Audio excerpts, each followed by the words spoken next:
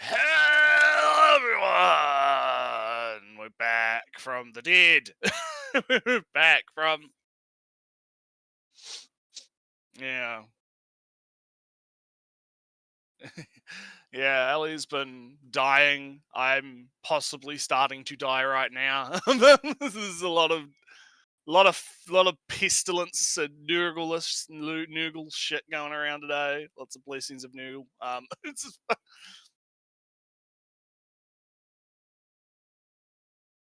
mm,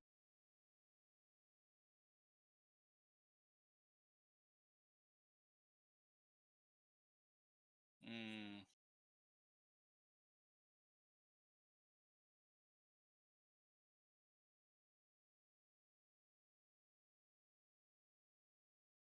mm.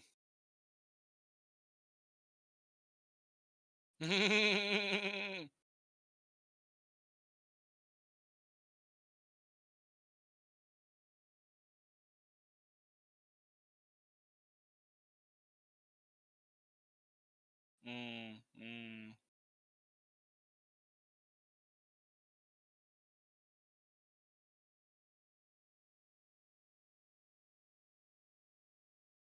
mm. Yeah. No, yeah, you're around. Yeah. Oh no.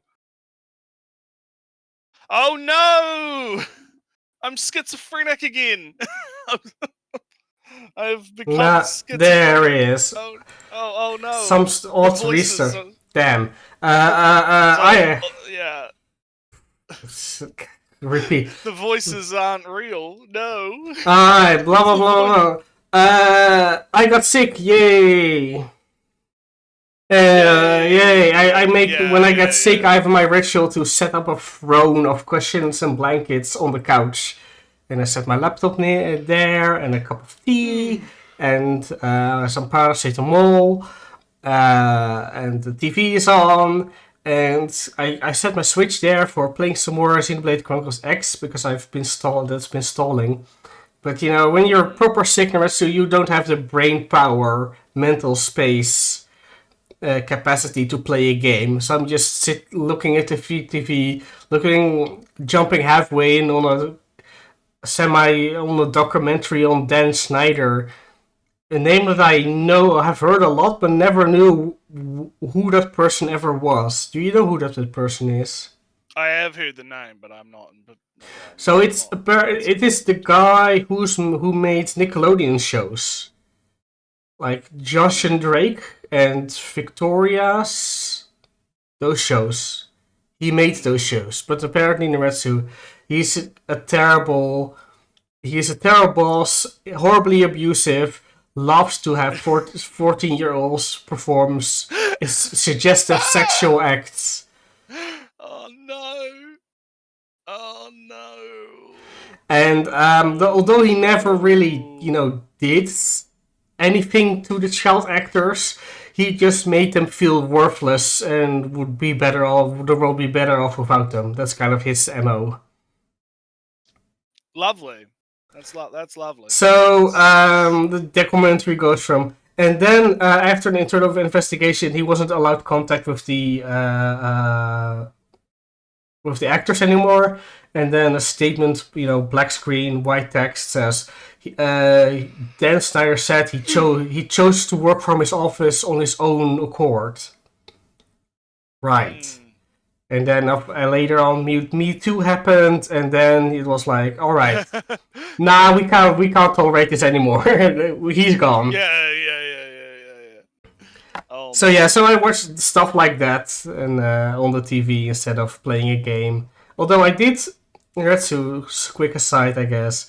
What have you caught of the Helldivers or ARG? I know that there's big things happening. That's all I really know. It's already over. I see it on Twitter. It's over for a while now, but yeah. It's so over. We're so over. Yeah, it is also true. But no, I was sick for the entire time, and it was fun. You had to control a satellite with Discord commands, or people first had to figure out what the commands were, and then send it in Discord, and then see if the satellite recognized it as a valid command or not. And if it is a valid command or not, then manipulate the satellite to do certain things, do the Helldiver puzzles on Discord, and then look at the YouTube stream if it did anything and if you did it correctly. So it was like a 5 days of all this mystery solving, and as you may know, Naretsu, the end was, hey look, we're looking at Meridia again. Oh damn, the Illuminate main force is coming through. Oh shit. Have you spotted, Naretsu, that the battle on Super Earth is inevitable? Yes, it's yeah. Yeah, we're going to play on Super Earth. So anyway, that's what I did for most of my sick. Yeah. I haven't, like I said, I haven't been really doing too much. There hasn't been much going on in my neck of the woods. There has been some fun news from the Japan's neck of the woods. I'll put it in the news articles chat. So they had some labor law changes, and it's good news for once. I like covering good news, Ellie. Yeah. So, it's always depression, the world's ending, the markets aren't real. Did you see that thing that I posted? I did see that thing, yes. Yeah, the S&P 500, the fucking... Listen, I'm convinced that, like, AI and the stock market, it's just, we figured out how to summon demons. Yeah. So we put demons into things. Because this is a bit off topic from the news story, but in Fortnite, right, popular game, they added Darth Vader.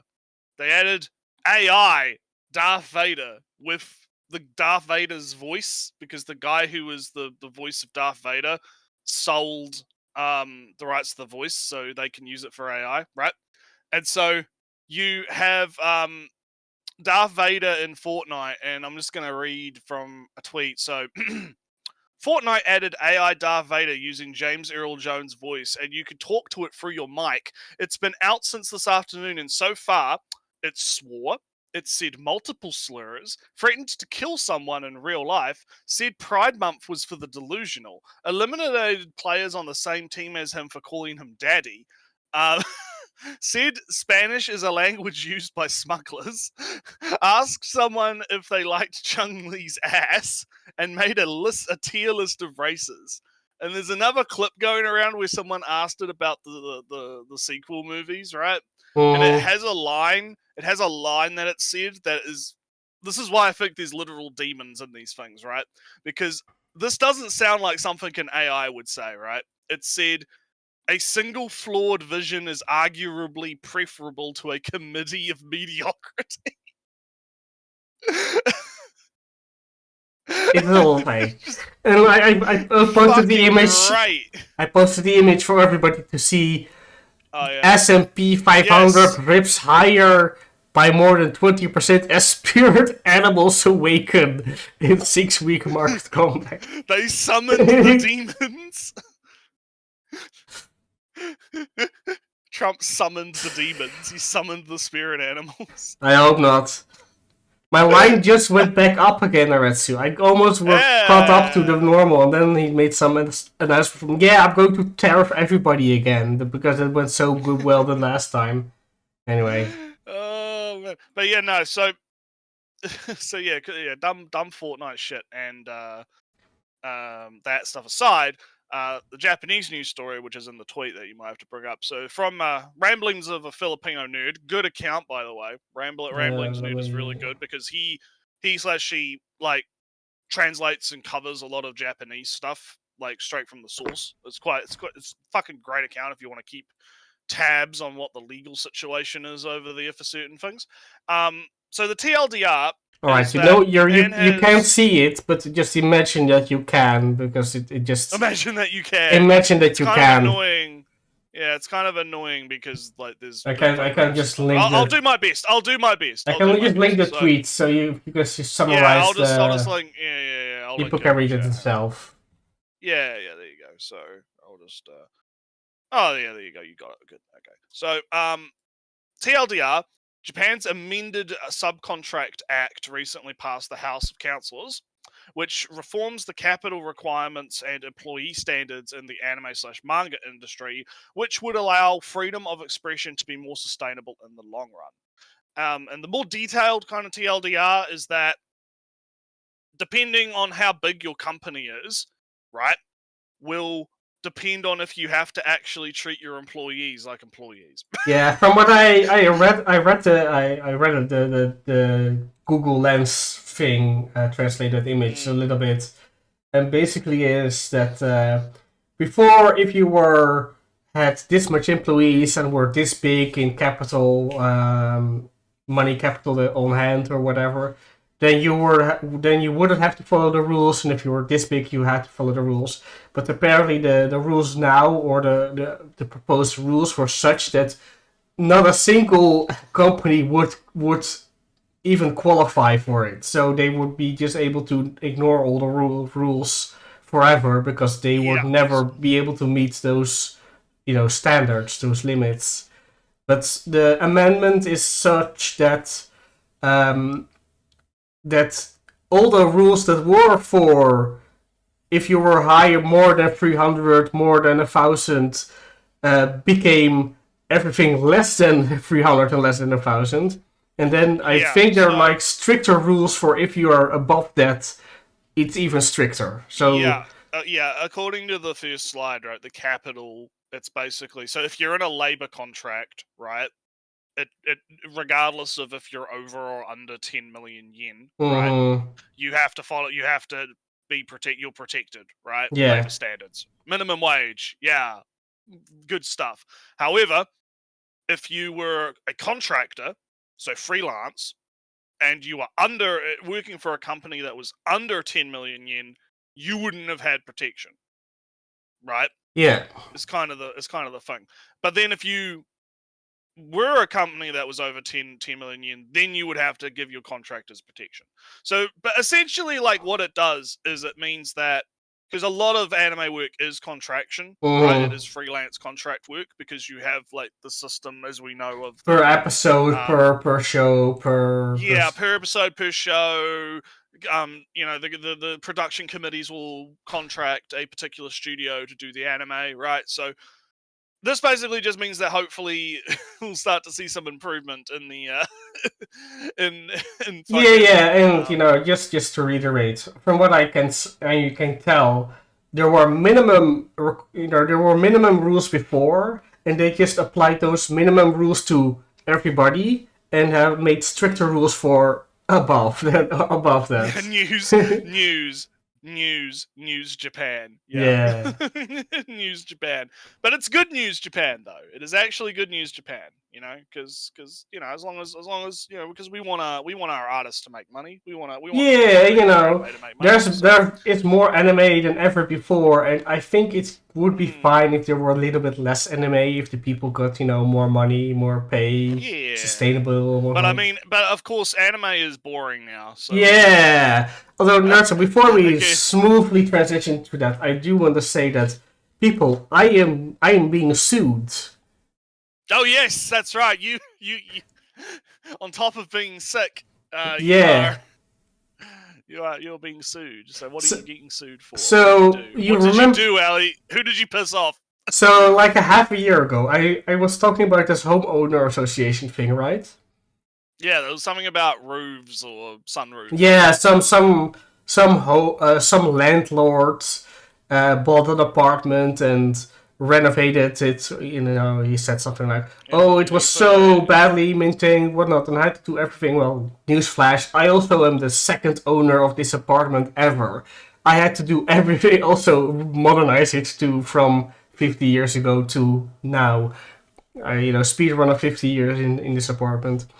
Anyway, so he just made a hole in the roof of this apartment complex, and stuck a window there and a gas ventilation canal over there, and then he was like, "Hey, you can't do that. You need permission." And they were, "Oh, I didn't know I needed permission to cut a hole in the communal roof." Alright, I'm going to ask permission, retroactively.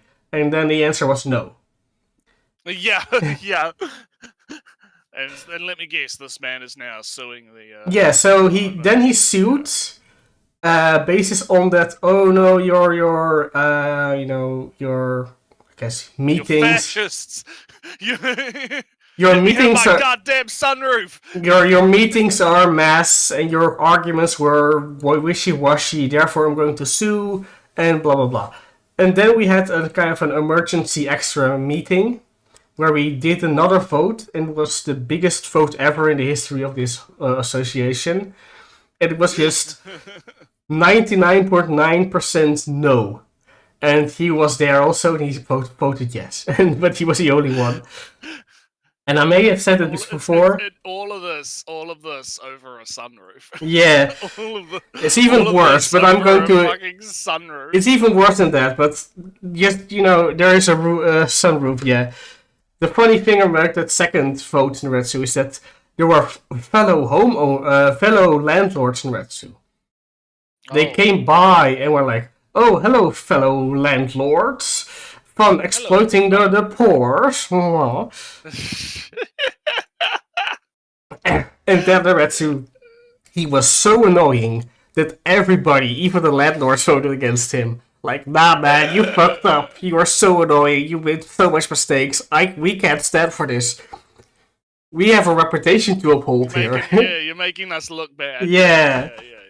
So now the court the suit. Well, anime is boring. You guys are wrong. Yeah, Necro. It's because the video we're covering today is about a man who's falling out of love with anime. He thinks it's kind of like the AAA is bad, but for anime. That's why I picked it. Yeah, AAA is bad, but for anime. So we'll get there in a minute. Let's. Yeah, just what's the conclusion? How's the conclusion to your?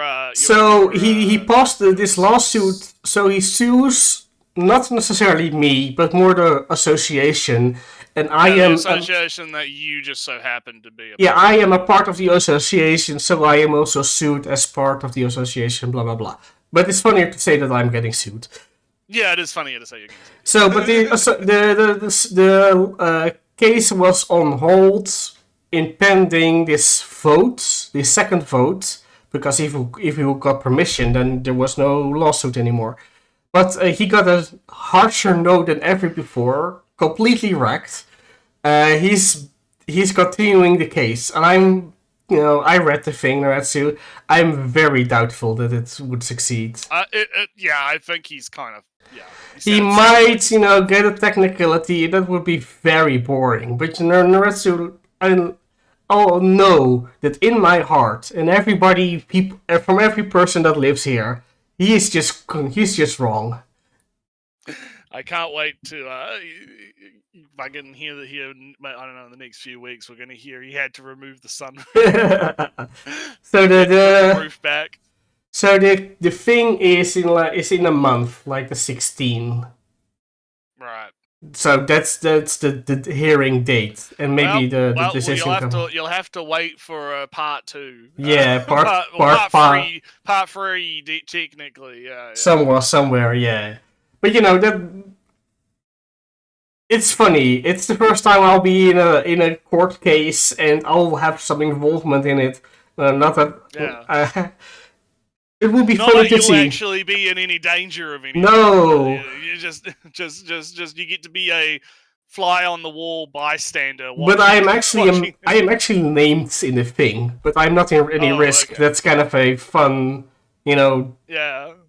No, yes, yeah. I am named in the lawsuit. No, I'm not in any risk, and that's kind of a fun place to be. No, I'm not actually getting sued. Yeah, personally. I did get the big package. Fun time over. It's time for boring. So, it's time for boring. Yeah, anime is boring, guys. Yeah, we pack it up. It's over. It's all over. It's Jova, right? It's all Jova. Yeah, Jova. So we've covered this guy before. I remember, I think wasn't this the guy that we thought was a kid or something?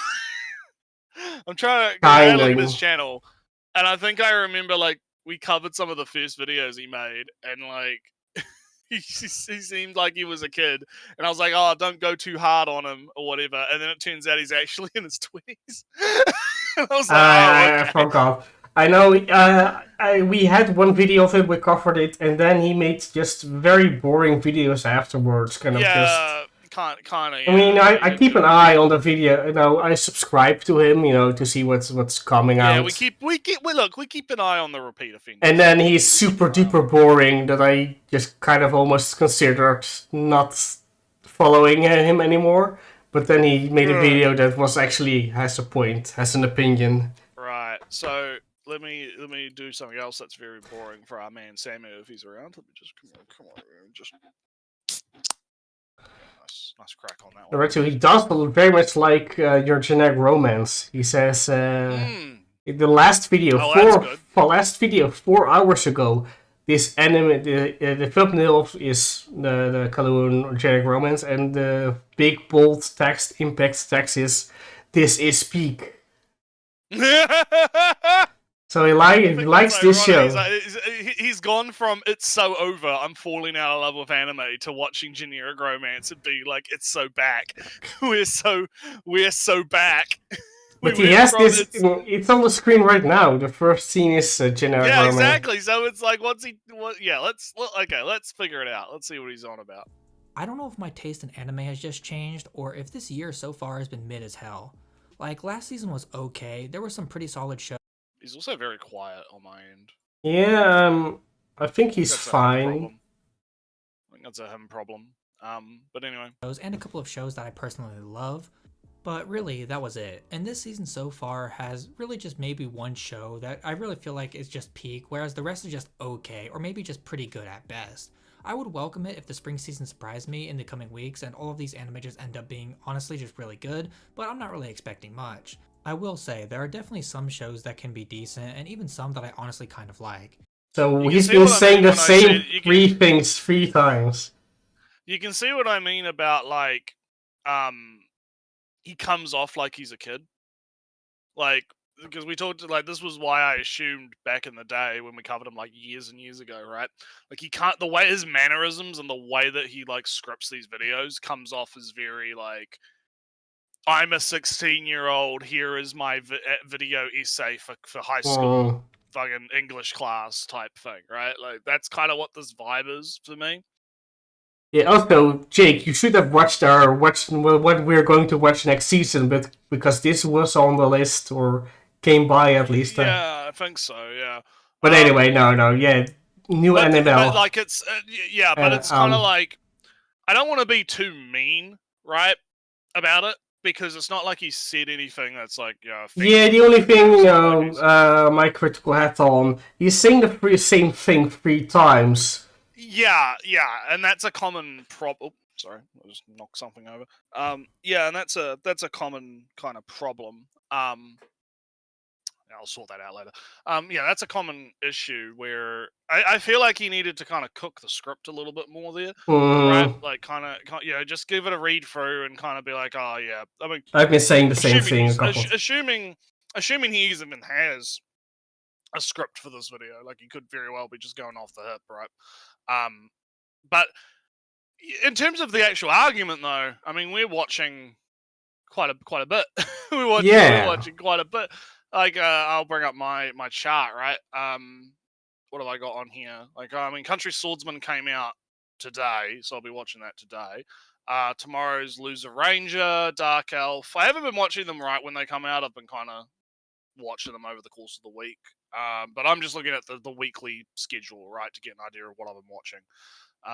So yeah, Ranger, Dark Elf, Maka-chan, Gundam is fucking great. We'll talk about that later, because I'm fucking, like, that is my highlight of the season right there. That shit's fucking great. I mean, my Shoshimin, my How to Become Ordinary, that's my peak of the season, of both seasons that it aired. Yeah. I'm not watching the Put Them On show anymore. Panty show, yeah. Yeah. Rockers Ladies Modesty is pretty good. I think a lot of people are kind of sleeping on that one. I am sleeping. Fire Force. Yeah, Fire Force is pretty good too. So, like, from my perspective, right? Like, there's plenty of like, I'm watching more shows than I normally do, right? Like normally I might only watch like there was a period of time where I was only watching like 1 or 2 shows a season, and now I've got what 7 shows going on. Yeah, I mean, last season I only I mostly would just watch Apothecary Diaries, I think. And Guild Receptionist. It was kind of why wasn't she more angry? Oh no, Orb. Orb was one that was very good. Yeah. So I don't know, like I don't know where he's coming from. I'm going to assume that perhaps maybe he's one of those shonen people that needs to have the hype on, but that doesn't really jive with liking generic romance. So maybe that's not correct. Let's let him cook. Let's see what he's gonna say. But a long time where I am watching less than 20 anime in the season because it honestly less than 28 anime in a season. I hope he's probably exaggerating because that's how many anime air in a season. Dude, how do you fucking like manage that, right? Like, how do you have the time? I was watching, like a year ago, I was watching 9 shows a week, and it was like, oh damn. Yeah, like 9 is like a lot. Like that is a lot.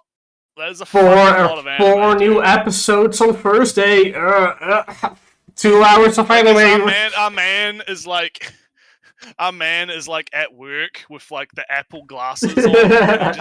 He has like the anime in the corner of his peripheral vision on the Apple glasses, and he just looks. I do have to say, Naretsu, when it was yesterday, because work schedule, I roll out of work and do this stream basically today, so I had to catch up. I had to watch 3 episodes of the Putting on Panty show.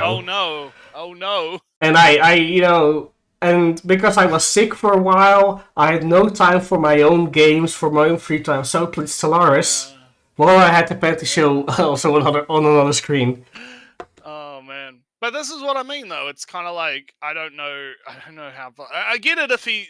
Again, this is why it's weird. Like if he's a teenager, right? If he's in high school, then I can kind of understand it, right? Like he probably has the time to sit at home all day in the weekend, like after school all day in the weekend watching anime. Like, okay, all right, understandable, fine. But fucking 20 fucking whatever shows, like, come on, man, that's fucking getting ridiculous. I don't even think like I think our consumption habits are probably on the high end for most normies, right? Oh yeah, of course. So like, if he's higher than us, then holy shit, bro. But anyway, let's let him cook. Felt like there really wasn't all that much to watch. It has been nearly a year since the last time we have had a season with only one big name show coming out, and that was the summer 2024 season with Oshinoko Season 2. This season only has Fire Force, and alright, I'm going to complain the rest because I have the list in front of me. Just fuck me. He speaks way too fucking fast. Jesus Christ, please calm down. Also, I can speak fast, but fucking hell. Yeah, how to become ordinary and elusive samurai. And we like elusive samurai. It's cool. It's flashy. Yeah. It's. I didn't watch it, but I thought it looked pretty good. Yeah. So that was also in the summer. So it's the only good show in the summer was Oshinoko. Well, I think. Well, hang on. Let me, because again, he talks way too fucking fast. Right? Like, I want to go back and hear what he said. Actually, you know what? This might make things a little easier. Where is it? Playback speed. Let's go like 0.5, right? Let's do 7. Do 7.5. Okay. 3/4. Where is it? No, we'll do that. Okay, all right. Let's go back to where we were about there, right? And again, it's hard. He's fucking quiet as shit too. Jesus Christ, I don't know why he's so quiet. But anyway, in the season, because it honestly felt like there really wasn't all that much to watch. It has been nearly a year since the last time we have had a season with only one big name show coming out, and that was the summer. Okay, so he didn't say like one good show. He said one big name show, right? What is it? Isn't My Hero not a big name show? That was also in the summer. I mean, hang on. I can also just different angles. From all right, so is My Hero Academia not a big show? That was in the summer. It was summer 20, not 25, Four. summer 24. All right, hang on, let me go back. That's fall, summer 24. So we had Oshinoko, we had My Hero Academia. So this is all the stuff that I had planned, but I didn't watch any of these really. Too many losing heroines. Heroines was a Yeah. big show, popular, well animated, and in the summer. Oh, hell, the VTuber show came out that season. The VTuber show. Yeah. Plus Sized Elf came out that season. Yeah, so what the fuck is, like, I get kind of the perception problem he's having here, because yeah, Oshi was definitely the most like big. The big everyone was one. talking about it. The big one, yeah. But I don't really think that that's like why do you need to have like a lot of big name shows every season, right? I don't think that there's a need for that, right? I mean, Necessarily. well, just scrolling through list. There's Down the Down was was the season afterwards, fall, and also ReZero season 3 started in fall. So that's two big name shows. So it really just screams the Call of Duty player, but for anime. Yeah, a little bit. And then in winter you had Solo Leveling, which was pretty big. Dr. Stone, came out again. Red Ranger came out, and that was a bit of a smash. Well, not really a big hit, but it was and then of course Guild Receptionist and whatnot. Yeah, so kind of like Sakamoto Days I was feel- had big discussion. That was yeah, it was actually. Yeah, that was on Netflix. I'm pretty sure. I think that was a Netflix show. Yeah, like I think that this is a perceptual problem. Right? Mhm. I think part of the problem is even caring about needing to have big name shows in the first place, right? But let's keep going. And now that we've slowed them down, maybe we could actually hear what they're saying. So season with Oshinoko season 2. This season only has Fire Force, an objectively worse Wow, no. wait a minute. Wait a fucking minute. This season only... Dude, Gundam Quicks, bro. What the fuck are you talking about, bro? I mean, even just take Apothecary Diaries, good show. Dude, yeah, Apothecary Diaries is fucking like... I have- pretty I big, have- like Witch Watch is getting, oh look, it's a very cute OP with Yosabi as the band singer. yeah, big name show, right? Like My Hero, even if you want My Hero Academia, you got the Vigilantes this season. Yeah, you got the spin-off, yeah, and Go-Go Ranger as well. That was pretty, sadly it's locked behind. Yeah, Disney some weird Plus, ass. So it's I'm in the gulag, but I am hearing a lot of buzz around Apocalypse Hotel. Also, yeah, I feel this is a perception problem because he views like Fire Force as a quote big name show, right? Mhm. Like almost like it's a class above the other shows in a sense, which I think is a weird perception to have. Honestly, I can name more shows that I see on this list, but point is, you're being a picky eater. Yeah, a little bit, yeah. But let's let him cook. name of the season. There are some others with So okay, yeah. Again, it's the framing that he's using, right? He's framing this in like, what is the big name of the season, right? And he's saying, Fire Force is the big name of the season. I would argue Gundam is the big name of the season. I think Gundam I don't want to say Cucks because that's been the meme. Quacks. When I'm talking to the Quacks. Gundam Quacks is the big name of the season. That is we'll talk about this more when we talk about Gundam because I really want to fucking talk about Gundam because Gundam is really fucking interesting, right? But I've been talking with Lollydom, right? Old friend of the show, right? I've been talking with him and VCs about Gundam Quacks quite a bit because he is like an old school mecha man, right? Yeah, He's yeah. very into it. He watched the original 70s Gundam and Zeta and Char and all of the old stuff, right?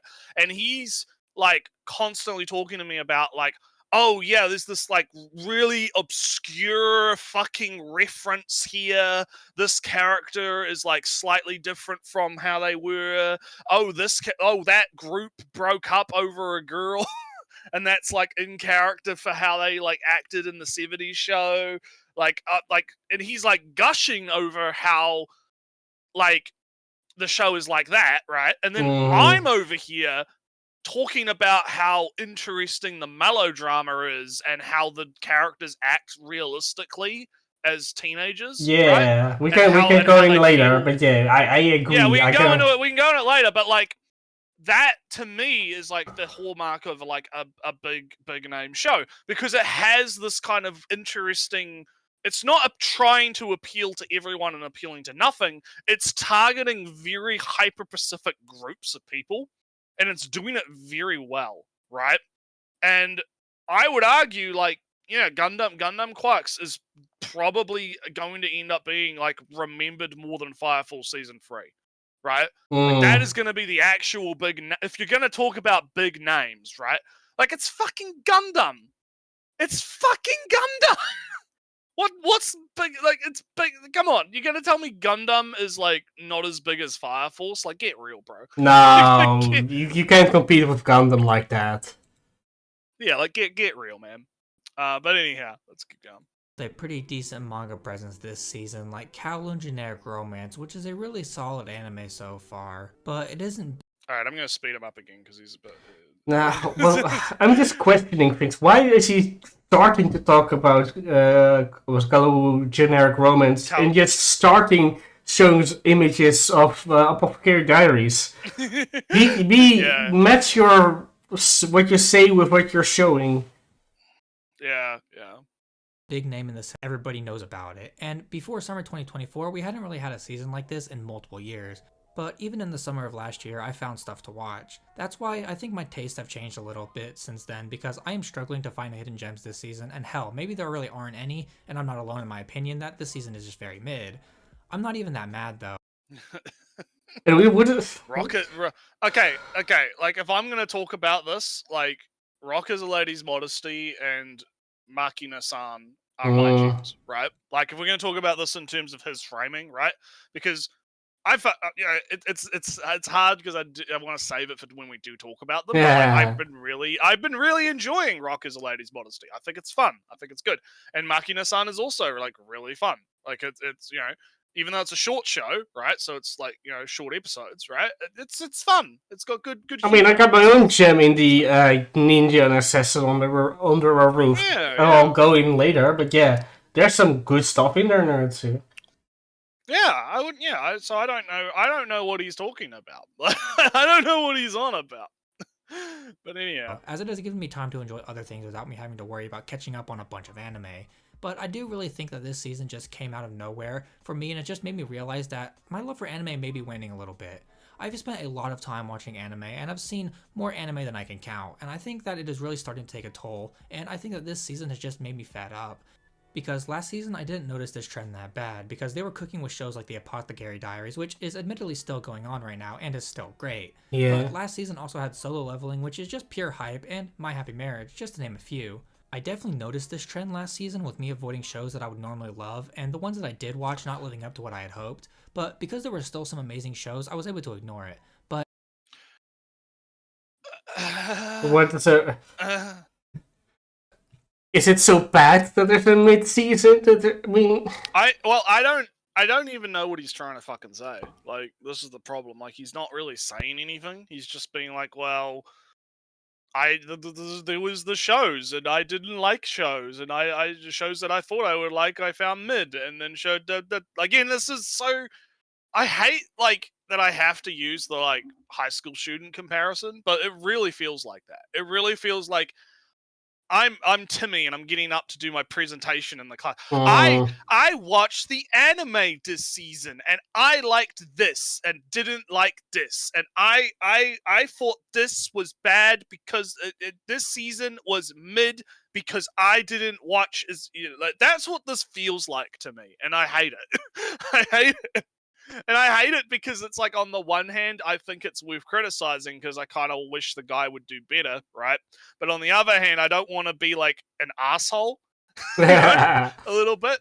Like, it's weird, right? Because you know me, I like being a little bit aggressive. I like being a bit of an asshole now and then. But like when it comes to stuff like this, it's kind of like I find it hard to be an asshole because I feel like being an asshole wouldn't actually be productive, right? This isn't the kind of guy that I think being a dick to would actually help him improve, right? As as opposed to like a mother's basement who is just a fuckwit, and then you can call him a fuck. Like with him, it's like he's so big, he should know better. His content should be whatever.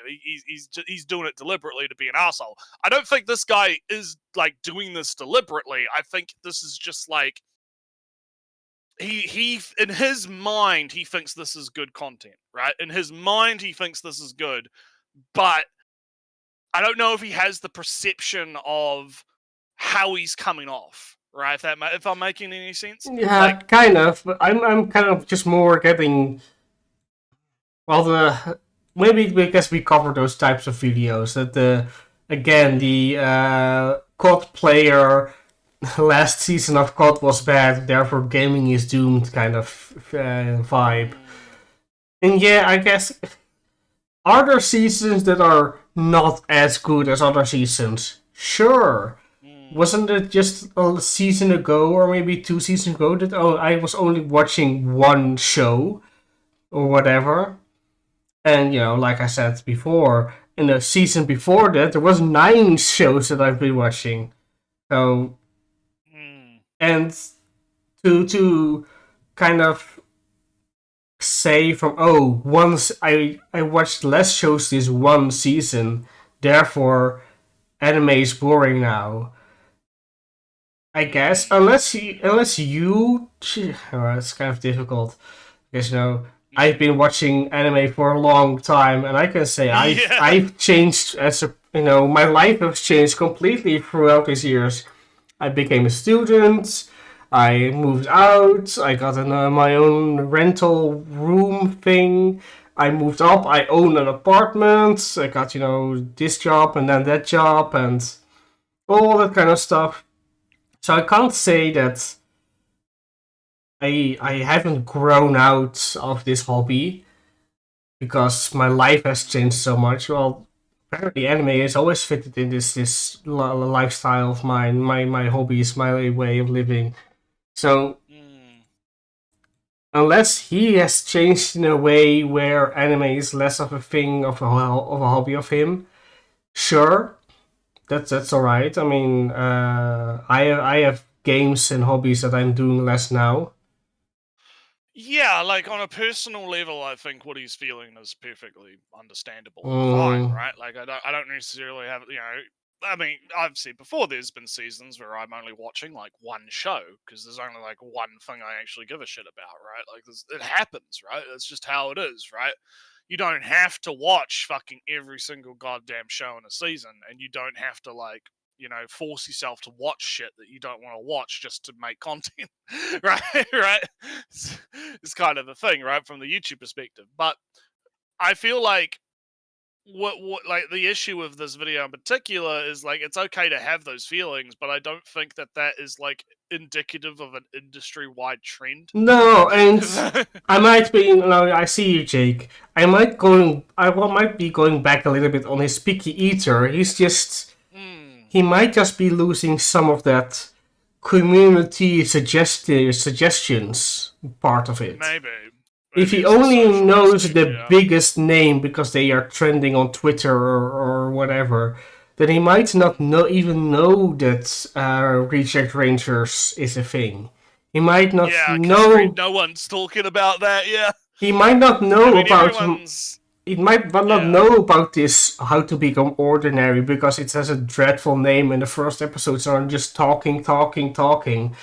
Dreadful, of course. Nobody's going to watch that. Until it suddenly is a very interesting premise and things going on. So yeah, I might, switch out Picky Eater and go instead of he is not less. He doesn't know as much anymore. He's getting less recommendations.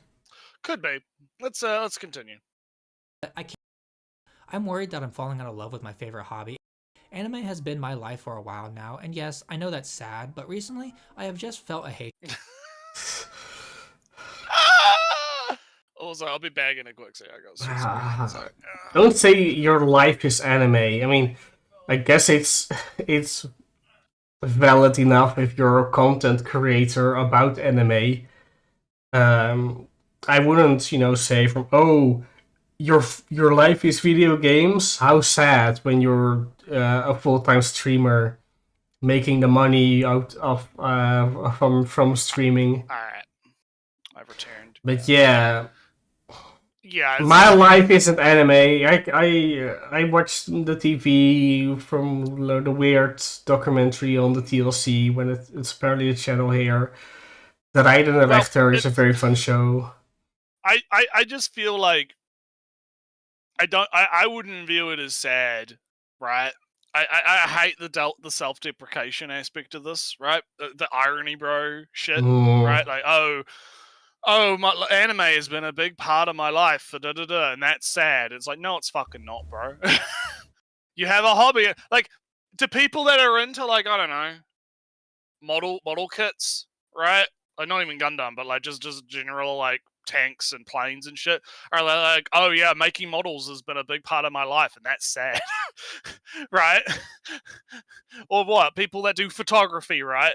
Like, oh yeah, photography has been a big part of my life, and that's sad. Like, no one else fucking does that with their hobby, right? Only fucking anime fans have this fucking dumb, goddamn, self-deprecating, self-loathing fucking mentality, and I've had enough of it. I guess it's also true for gaming because yeah, gaming has been a big part of my life, and that's sad. Yeah, gamers do it too. It's I'm thinking right. So maybe Dungeons and Dragons. Oh, nerds sitting around the table. I'm too adult for that. Or your Warhammer toys. Oh, this all just stupid plastic. It's not anything that's a little bit maybe nerdy or oh no, learning how to speak Klingon is super cringe, guys. Stop it. Yeah. How sad. Yeah, I fucking hate it. Self-deprecation and irony poisoning are corrosive. Are a cornerstone to get away with it, making a cheap point while gaining pity. It's yeah. I agree. Yeah, it's so fucking like. I just hate it. It is far wider than just anime because from writing, arting. Yeah. I'm not saying like it's an anime specific problem. It's just that I see anime fans do it constantly. They constantly do this like, it's so sad that I have a hobby that I like and I'm enjoying my hobby. They have to put themselves down constantly, and it's from the fan fictions that I read. There's some often authors comments and whatnot, and they're self-deprecating there too. So it's kind of a persuasive, non-persuasive, pervasive. That's the thing. Yeah, I know what you mean. Pervasive element in every culture. Yeah, well, I hate it no matter what. I don't think people should do that. I think people need to fucking, millions must be happy, right? Millions, everyone needs to like get over this shit, right? And like be like, yeah, no, I like anime. With no caveats and no fucking like self-deprecation, just be like, no, I like anime. Fuck off. Right? But anyhow, let's just felt a hatred towards most anime. If a show is even slightly mediocre now, I don't even give it a chance. I feel like I can. That's a you problem. Yeah, this is such a you. Yeah, it is a little bit. It's like, man, this is dense for a 5-minute video. But it's like, no, it's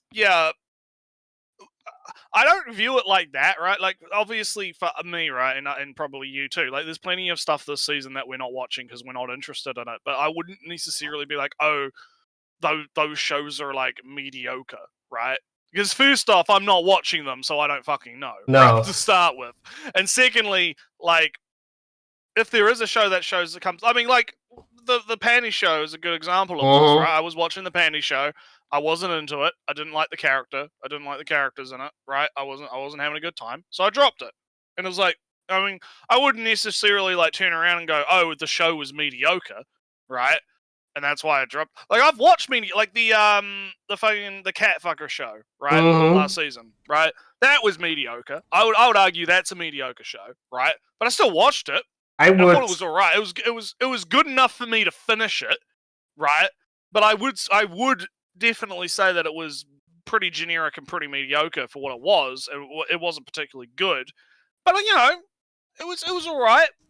In the end, I would say finish it. that Guild Receptionist was kind of mediocre, and that's, you know, we had our varied complaints throughout. My I had specific complaints. Oh, you did, yeah. I liked it more than you did, but like, you know, it's one of those things where it's like, I don't really see a problem with what he's doing, right? He's just like, he's just he's literally just like doing what normal people do. You know, he's literally doing what normal people do, and it's actually kind of funny because because I got the live chart up, right, and I'm looking at like the star ratings for the shows from the so Solo Leveling is like 8.99, right, on the star rating. Doctor Stone was 8.23.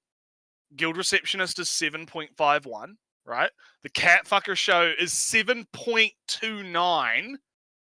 Villainess is 7.76, and then Red Ranger is 7.47. So, I mean, clearly the people that were watching them didn't necessarily think they were that mediocre if they're ranking them. I mean, was he scores watching are that Orb? fucking high. Was he watching Orb? I see that has yeah, like was he an watching 8. Orb? Yeah, was It has he an watching Orb? 8. Yeah. Yeah. Yeah.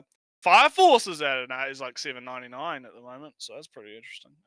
But yeah, again, it's like I feel like it's okay to have taste, and it's okay to just like not give a shit about certain things, but at the same time, I'm not gonna like disparage something, right? I'm not gonna sit here and be like, oh, I'm not watching that because I think it's shit, even though I No, haven't the actually thing watched maybe it. to at risk of making a summary conclusion out of this halfway through, I think. He's has this weird attitude of anime isn't as good anymore, kind of. But it might just be me, but also the shows are a lot of shows are mid.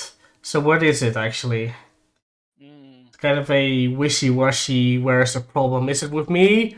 No, the problem is the shows are mid, and I'm getting a little bit bored of mid shows, I guess, and therefore it's the show's problem, not mine. Maybe something like that. And I'm right about 95% of the time. Oh. And I'm right about the ego on this man. I'm right about 99% of the time. No, not 95. Anyway, what's the difference? God, anyway. Counter those shows that really stir my soul anymore like I used to. They still exist, but they are spread between hundreds of shows that are just slop. I hope I can still love anime going forward, but I just might have to slow down my consumption of it or change my approach and go back to not watching every seasonal anime that comes out. It takes a lot out of you to keep up with the volume of anime that comes out every season, and I think I'm just getting tired of it. I want to go back and watch old classics that I've missed out on and only keep up with a few shows weekly. But I honestly don't know how feasible that is. It's very fucking feasible. You'd watch less shows. Yeah, just do it, bro. Like, come on. You don't have, like... I wonder if he's stuck in that mindset, the content creator mindset, where he's like, I have to watch everything so I can talk about it, right? I have a feeling that's what's going on here, but it's like, dude, like, I don't think anyone is gonna, like, unsubscribe if you go back and watch something from, like, 2000, and, you know, and talk about it on the thing, right? Right, at the risk of getting this play, where is he? Oh, no. No, sorry, what was his name? What's his name again? Blocky. No, at risk of getting an autoplay video on this channel. Oh, never mind. I didn't. Oh, man. Is he actually... I'm just looking at his channel, right? Is he reviewing every single show? I don't think No, so. doesn't look like it. Like he had 4 hours ago. There's the Calcoon one. Then he talked about Shy. what does it mean to be Shy Hero. The video we're watching right now, eating Japanese sweets. He went to Japan for 2 weeks. Baby Tyrant. He did a 28-minute what am I watching, and he did a seasonal review like we did. Hey, how's it Alright, 1 second. Ranking, is he going to... every Alright, let me season just quickly see. character. Is he going to notify... Is he going to skip something? Is he going to say that? He has a 500 plus volume manga collection. That's pretty based. I'll give him that. What am I watching in winter? Yeah, so I'm not. Yeah. I don't know. So he's not even watching everything this season. Or in a season, so... He's being a bit weird. He has been a bit weird. I'm not sure either. But anywho, let's keep going. But with how much anime has been recently, that has just been my thoughts. As well, but taking a step back might be the best thing for me. I feel like this would make videos better as well, since I can talk about full completed shows and I don't have to worry about talking about this brand new anime that only has 3 episodes out right now. It will allow me to really explore more fun stuff and really see some of the great classics of the past that I never got to watch. I don't know if I'm going to go through with not watching seasonal anime anymore, since I've been doing it for so long, and it's kind of hard to break a habit. Well, you don't have to stop watching seasonal anime. You can still watch seasonal anime. Just fucking just do what you want to do, man. Just do what you want to do, man. Like, come on, it's not like it's a fucking difficult decision to make. Like, oh dear God, I mean, alright, so we're punching up right now, right? He has more subscribers and more overall views. Natsu, the video, if you have seen it, how many views does the video? He does not. He is not getting a lot. How many views does the trying Japanese sweets video have?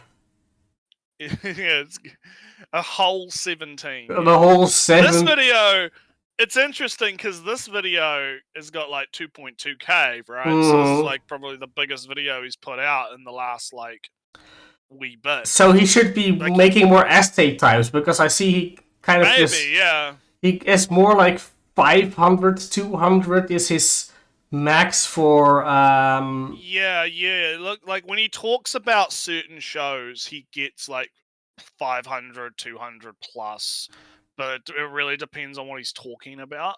But like sometimes sometimes he'll get like, which is like, I mean, again, it's not really good for his, because his sub count is 1.24k, right? Which is that is not mediocre level of sub count. But his views don't really match his sub count, which is kind of, I kind of know why that is. I think it's because of his style and because of that whole, like, he feels like a kid aspect a little bit. I think that's part of it, is the reason he's not kind of taken off as much as he should. But I'm having a look. I see. Looking at, he had some clickbaity things in the beginning, like this is the best anime. What was it? Yuri Done Right, that has 14,000 views. Oh dear. The most beautiful anime, Apothecary Diaries. Stuff like that. I'm reading his comments, and it's mostly just I feel ya. So true, bestie. Suffering, burnout. Wait, you think solo leveling is good? Yeah. It's a guy with one of those JD Vance memes. This is Avatar.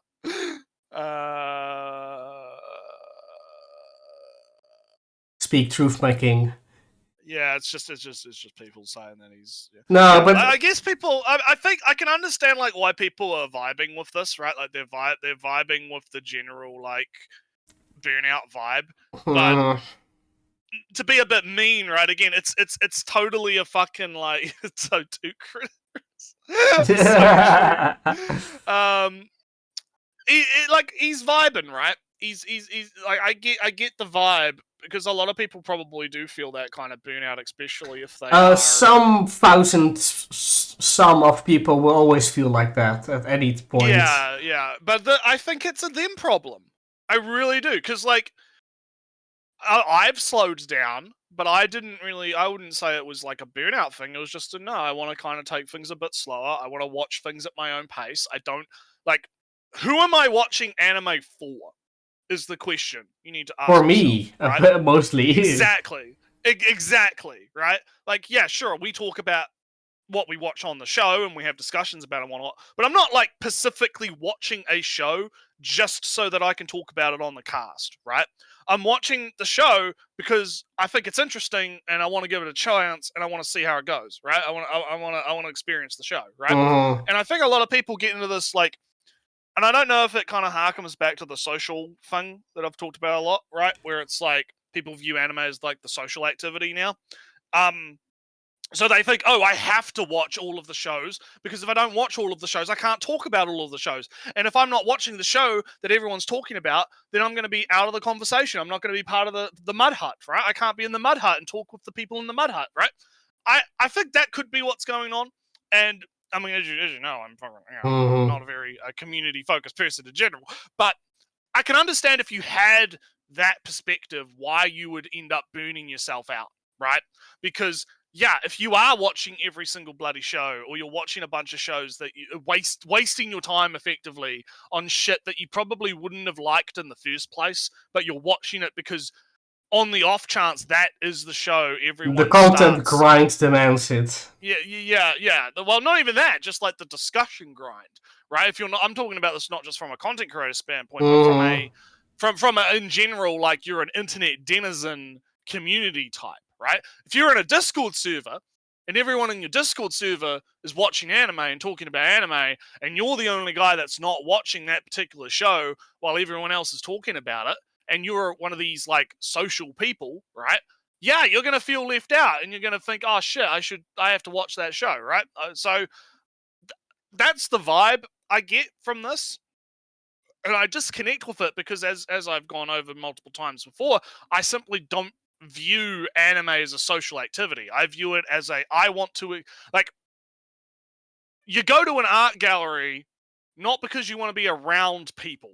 You go to an art gallery because you want to view art. You want to experience the art, right? You want to look at the painting and you want to have an emotional reaction, or you want to analyze it and think about, how, what this says to you and about stuff, right? You're not going to the art gallery to chat up with your mates. Not often, no. You go to the art gallery. Yeah, not often, no, right? Like, you go to the art gallery to experience the art most of the time, right? And that's kind of what I view anime as. Anime to me is an art gallery. Each season is an art gallery. And I walk into the art gallery and I go, all right, which pieces of art do I want to really dig into today, right? What am I gonna watch today that's gonna be like, something that I might be into? Oh, look, there's a sex robot show. Hell yeah. So you reminded me, way back in the day, there was this kind of sudden formation of a kind of a movie club that I was part of. Just a bunch of guys and some, my cousin and my cousins and some other people that I never knew the name of. And we all together went to the movie and we saw a movie and we picked out and we watched Avatar: The Last Airbender in the movies. And afterwards, we're like, this is the worst movie we've ever seen ever. So we spent outside for a half an hour just discussing how terrible this movie was with each other. It was a very fun experience. But yeah, that was my quick movie. And that's fine. Yeah, and that's fine, right? But it's at the gallery. Oh, that's oh god, that's great. But yeah, I also went. Oh, Dune. People talk about Dune as a good movie. I'll go watch Dune. I have time. Oh damn, Dune is a good movie. I'm going to watch the sequel. Doesn't really matter or whatever people say online. And then I watched the second movie. Oh, Dune 2, a good movie. I'm going to wait until the third movie. La, I'm la, gonna la, la, la. wait till the third one comes out. Yeah. So like, yeah. So I feel like there's like this disconnect in mindsets. I feel that happens with the anime community right now, right? When you do have these like, especially I know we had our debate last stream about all the invaders and the No, that. COVID influx of people and all that shit. But I do think that it actually does kind of track, because what happened during COVID, right? You had a lot of people who typically would be socializing, right? Social people, locked in their fucking rooms for like 6 months, right? To a year, right? They got nowhere to go. They're going to go to online shit. Oh, what's this? There's this anime thing. Oh, I can socialize via anime, right? I can watch anime and talk about it with people. I can get my socialization that way because I'm an extrovert, right? And so I'm not actually surprised that this has happened, because, and I don't necessarily think it was. I know that these people have been around pre-COVID. Yeah, right? Like, Boxy, I know is I before. think the issue is now that you've had this like giant influx of all these different people that have come in all at once, and that's kind of caused this like, not necessarily a shift, but it's created this kind of like, there's too many mud huts in the valley is kind of the problem, right? There's too many mud huts in the valley. We need to kind of sort this. We need to do some evictions. do some evictions. Do some evictions in the Mud Hut Valley. That all we need to like get people out of that mindset, right? We need to get people into a better mindset, a healthier mindset, where it's not like, oh yeah, I have to watch this to socialize, right? Because I believe the correct mindset should be to watch stuff for the artisanalness of it, if that makes sense, right? But anywho. Jake, you say that, but my erotic D&D campaign has been going on for way longer than COVID. Yeah. All right, let's go. Kind of hard to break a habit, but I'm tired of all the slop and I want to have a change of pace. Over the course of 2025 so far, I have actually gone through and watched a lot of my to-be-watched list, and honestly, it has been so fun. It has allowed me to realize that watching weekly is just difficult. Going back and watching old shows has allowed me to get invested again. I have been able to enjoy even some of the more mediocre stuff that I haven't been able to keep up with weekly. There are still so many anime that I want to watch, but I haven't had the time to because of a lot of seasonal anime coming out. But hopefully I will get to watch them now, because once I get back to working full-time at a shitty job, I won't really have the time to do this anymore and watch seasonal anime. So that's my thoughts. Wait, 1 second. I spaced out for a moment. Did he say something about having a job? He said he doesn't have a job right now. He's gonna have a job. All right. So he's not gonna have time for this shit anymore. But again, no, God, he really does have that fucking mannerism of, I'm Timmy, and here is my presentation about the anime, and I like this and that and this. Look at my PowerPoint presentation, right? All right, Mr. Blocky. I have a real ass job in the factory. Yeah. Bang bang factory job. Big strong factory man. And I have a real mortgage with a real ass, real brick. I own the bricks. You're getting sued. I'm getting sued. The real stuff. And I'm watching anime as much as I want, as much as I can, as much as I feel like there's good stuff. Just watch what you want. I don't care. Yeah, the slop. Yeah, the fucking slop shit. Yeah. Yeah. But yeah, no, I feel like, yeah, this guy definitely gives that vibe of being like a bloody. He's fucking. He sounds like he's 16. All right, like he just like the vibe he gives off is like, yeah, look at me, I'm doing my PowerPoint presentation for like IT class or whatever about anime, so that I can prove that I can make a PowerPoint presentation, right? Like come on, man, come on. And again, it's like, he's making this out to be like such a massive problem, right? Like, oh, I'm falling out of seasonals. I'm going back and watching stuff that I missed, or stuff that's on my to watch list, right? And it's like, there's nothing wrong with that. Like, no, there's nothing wrong with that at all. Like, just do what you want. I don't really.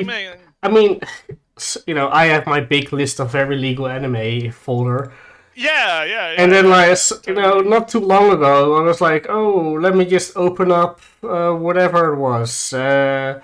Sorodemo Machi ni Machi Mawatiri. It's like 12 episodes, and it ends with the main character just being dead and going through some revelation stuff like that. A bit sad. Also, very good ED. So yeah, watch your stuff that you like. Yeah, watch it. Watch your stuff, King. Watch. I might, speak your truth. Speak your truth, King.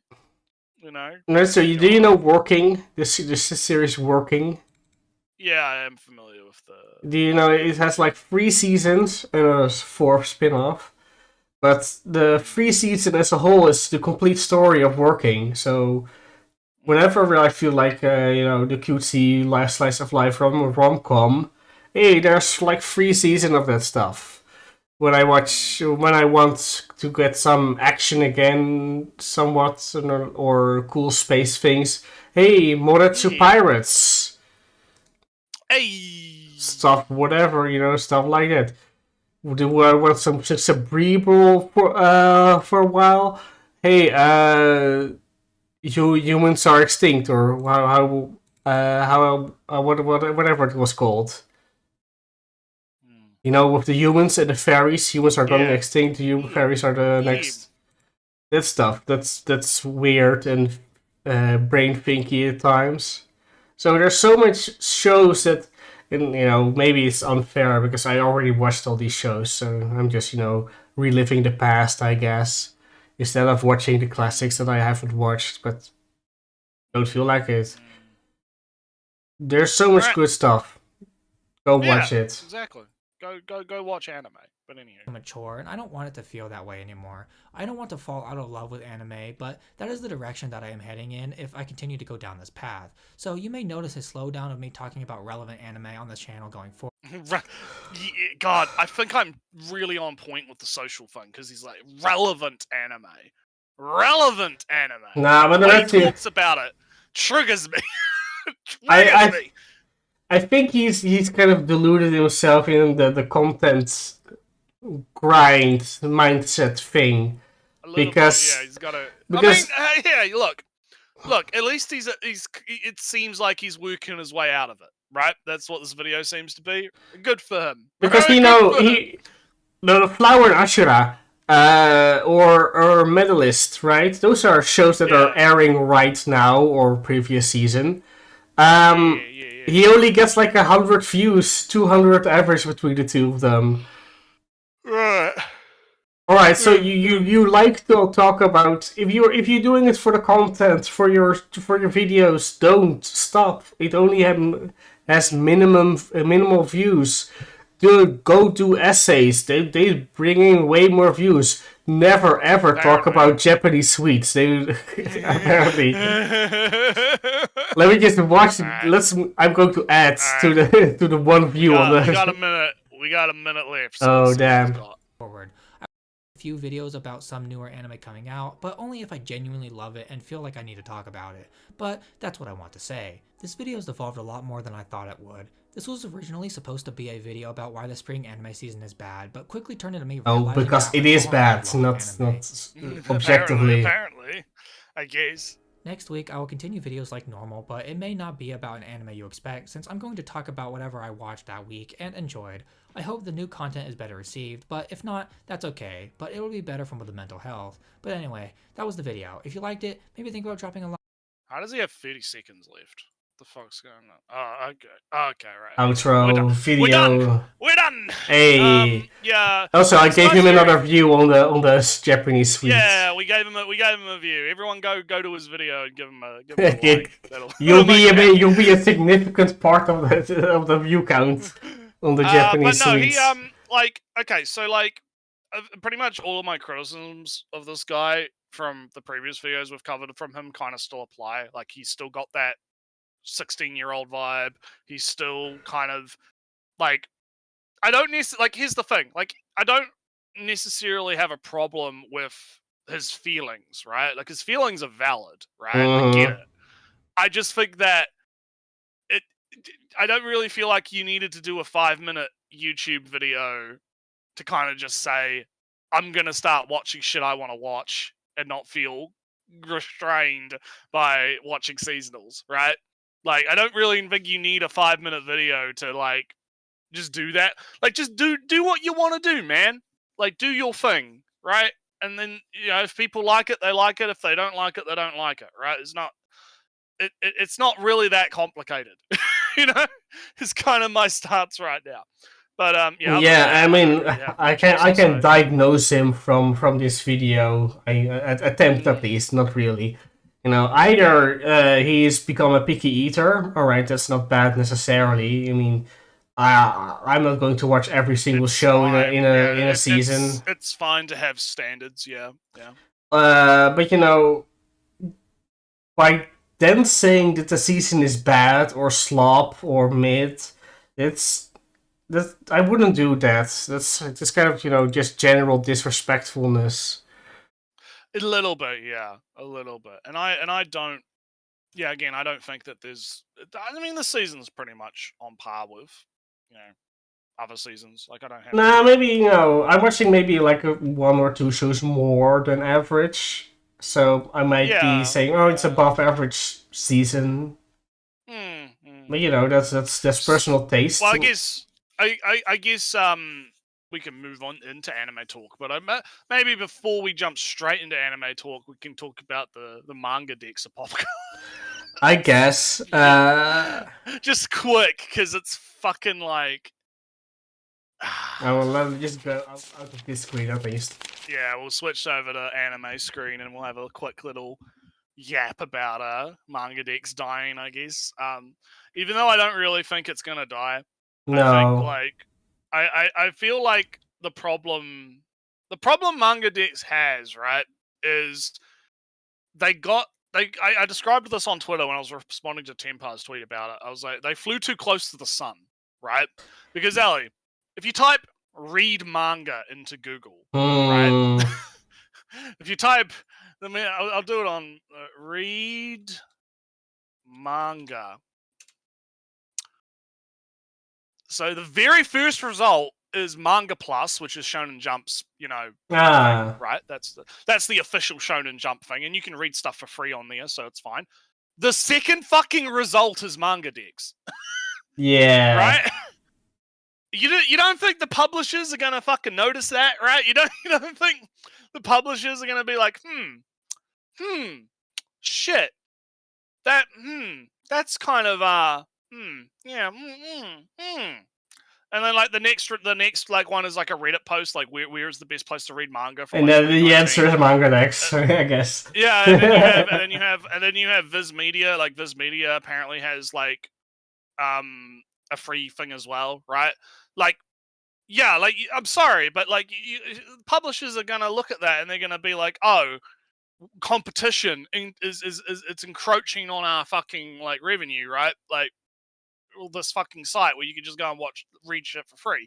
So I because there's the argument that people make of, oh, people don't know how to shut the fuck up about what sites they use, and I do agree. Nah, but you know, you couldn't do that with Manga Dex. It was way too big for that. No, Manga Dex is kind of like, it's a mixture of both that and the fact that it's just like, there's a cycle, Ellie, right? This is the cycle, right? The cycle is new site shows up, right? It's pretty decent. It's good enough. People start using it, right? It starts spreading through word of mouth, right? Everyone flocks to it, right? And then it gets bigger and bigger, right? It starts to get bigger. Then it hits what I would consider a critical mass moment, where the publisher's radar gets a little ping because of how big it is, right? The big blip on the radar, and that's when it's Jova, right? And this has happened so, like, the history is littered with the names of, like, anime streaming sites and manga reading sites. I mean, the first manga reading site I ever came across was One Manga, if you remember the name. Yeah, I vaguely. If people remember the name. One manga was my site where I read like Kekkaishi and Soul Eater, I guess, and Negima. So yeah. So it's kind of like and MangaDex isn't an official site, and that's kind of going to go into what I'd like the two things that are going to happen, right? The first thing that's going to happen is they're going to try and go legit, and I've heard from talking to some people that they have actually been trying to do that or considering doing that, like basically doing a Crunchyroll, right? Where they're going to try and convince the publishers, hey, if you let us host your stuff on the site, we will like pay licenses, lock stuff behind a sub, do monetization, basically pull a Crunchyroll, and then it's going to go the same way as Crunchyroll and become shit, right? Or option two is they're going to get DMCA to the point where they can't function as a site, right? Not because they like the site physically can't function, but because the only stuff that's going to be on there is going to be niche shit that, you know, because none of they can't host anything from any major publisher. Yeah, no, not from Jump, not from whatever they'll other. only be able to host shit that's like super fucking niche that not a lot of people are like going to care about. Which, to be fair, like I had a look at my list, right? Because I use MangaDex, right? I like everyone, right? I use it because it's the most convenient at the moment, right? I look at my list, right, and not a lot of the shit that I read actually got hit. It's kind of funny. Like, I think like Slave Soldier got hit. A few. What else got? I'm looking at my thing right now. Like, that's that fucking Revenge one I was reading. That didn't get hit. I was reading this one that was about a guy who got reincarnated in a video game. That was pretty good. I think it's called When I Was Reincarnated. I was the mid boss who died early in the game, survived by becoming. He's like using sex magic to like capture female characters. It's good. It's good though. That got hit. I should check if Hinamatsuri got hit because that I read the manga. Only the most recent chapter is up, so that got hit. The monster fucker girl one didn't get hit. The lewd housewife apartment complex one didn't get hit. Let's see. Isekai Sniper didn't get hit. That one didn't get hit. Like most of the stuff I read. Oh damn! Didn't get Don't toy now. Nagatoro got hit. Like, all right, only chapters 1 and 2 from the actual company itself, and then it's like, or chapter 1 and 2. The next chapter is Turkish. Chapter 120. I want to see you embarrassed. Got hit. That's one that I quite like, and I've been reading that. Got hit. A few not a lot of the shit that I read on the regular that comes that I personally read like got hit. Like it seems like it's mostly affecting like the more, you know, the stuff that's the bigger stuff, right? Like again, like Slave Soldier that got hit. That's only got a few chapters up. Like it's mostly stuff that's like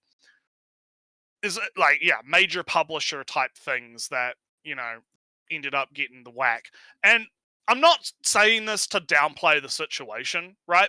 Because obviously, like, there are a lot of manga that, yeah, sure, maybe these companies have the licenses to them, but they have absolutely zero fucking intention. They have zero intention in releasing them for English, right? So I'm not going to downplay the situation. I think that there is definitely a bit of a lost media situation here, especially with, like, scanlators being just retarded, frankly. Where, like, what do you mean you only uploaded your chapters to MangaDex and nowhere fucking else and didn't have backups? Like, what the fuck are you doing, you dumbass? Like, what are you fucking doing, you idiots? Like, fucking what? Like, how do you even, like, people are so dumb, Elliot. I can't fathom that. Like, I could, because I know that there are a lot of these scanlators, they don't want their stuff re-uploaded onto other sites because they don't want other sites to get ad revenue, right? I understand the argument, right? Host it on your own fucking website. I mean, they're Have your own like scandal. private. Post it on your fucking Put it on your fucking Discord. I don't give Nah, a shit. that's- Just have a backup. Have a backup. All right, That's what I'm Discord. saying. Discord as a Have- backup is have a bad. backup. But you Oh, know, it is. Oh, it is. Don't get me wrong. It is. I'm just saying, like, as opposed to not having a backup, right? As opposed to not having a backup, just have it hosted somewhere, right? Have the zip files uploaded on a Google Drive or no, something. not I you. don't But the fucking know. answer is kind of private trackers. Just Well, obviously, but like what I'm saying is like, some leniency. Yeah, I get that, Jake. But at the same time, like this is like basic fucking shit, right? It's not even archivist shit. It's literally just, hey, have your work available somewhere else, right? Just somewhere else. Doesn't even have to be like for the public. Just have it on a hard drive somewhere on your NAS or whatever, or put it somewhere where, in case a situation like this happens, you can easily like scatter and regroup somewhere else, right? I say private trackers are very good for this. I mean, I already found Hinamatsuri on a private tracker. But anyway, should we talk about the boring 2D paper media, outdated, bad, never? Oh no. Yeah, pretty much. So anyway, what are we doing first? What do you want to do? I'll just tap this one, and yeah. I might actually grab another drink because my can ran out. So I'll be right back. All right. I'll talk about Witch Watch briefly. Most of these we are going to talk about briefly, because Witch Watch is just continuing the trend. We have met our cat type character. She is actually another witch, so she can transform herself into a cat. Right. So what do we got first? Oh, so I was talking about Witch Watch. It's continuing the trend. We are now introduced to the cat character. If you see the poster, she's like in the middle, in the back. She can transform into a cat. Interestingly enough, she is a witch. She's not a familiar that can transform a cat or back. She's an actual witch. She just likes being a cat. That's kind of her specialty thing. And she wants our boy Moi, because having a human type for a familiar is kind of a rare thing, not done that often. So, you can do that? I want him. That's kind of her deal. But she's shy, so she can't really talk to boys of her age. New, fresh feelings, emotions, puberty. Shy, so she's just in the cat form, getting petted by him. Very funny scene. And she swears she will return after her plan failed, because nobody even knows she was there. And the cute vibes continue. We're going some more slow progress towards the actual romantic relationship between our two main characters. But Moi is kind of very hard, stoic, and not even open to the possibility. And there's some, why is he like this kind of feeling? But that's for next episodes to uncover. Right. All right. Well, as long as it's sounding pretty good, that's the main thing. Yeah, sounds like you're having fun. So I guess I'll jump to Rock, because I'm loving Rock. I'm really liking Rock. The TLDR is we got introduced to our two new members of the four girl band. You have the white-haired girl who really likes the drummer girl. They have a history. She used to be the guitarist for the drummer girl, but the drummer girl didn't want to form a band with her, so she went off and did her own thing. Is probably the most skilled out of the group, right? And is like, hey, I want to do a band with you. And then the drummer girl's like, nah, you join our band. Right? But the guitar girl's like, I don't want to join a band with you and some other girl. I just want you, right? And so that's kind of the dynamic there. And then The waifu of the season has arrived, Elliot. Mm. The waifu of this keyboardist girl is the most adorable fucking thing. I have a type, okay? She is hitting the notes. She's hitting the notes on the heartstring. She's so cute.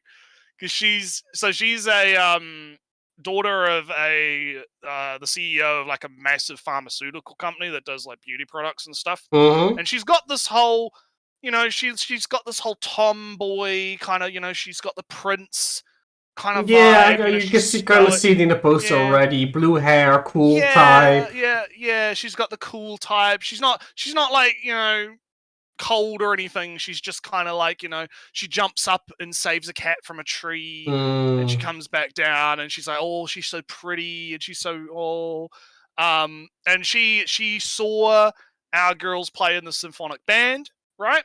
And so she shows up and she's an absolute fucking mess. She is shy. She is shy. Like during normal school time, she's not shy. She's perfectly fine. She's great. But in this situation, she's absolutely a wreck. She's shy. She can't get. She's stumbling. She's like, I want to join the band, and please let me join the band. She has a little stuffed animal that she brings out and like talks through the stuffed animal. The stuffed animal looks really worn, right? Like she's like because she's stressing out all the time, right? And she talks to the stuffed animal to calm down, right? And all this other kind of stuff. And I just want to hug her and tell her it's going to be okay, right? I just want to hug her. Nah, right? I understand. I get that feeling. Retsu, yeah, she's so fucking adorable. Personal secret detail of me. I have a pair. I don't know if this is a tradition really, but I have my birth stuffed animal. A stuffed animal that you get at birth. I have mine. I still very much like mine.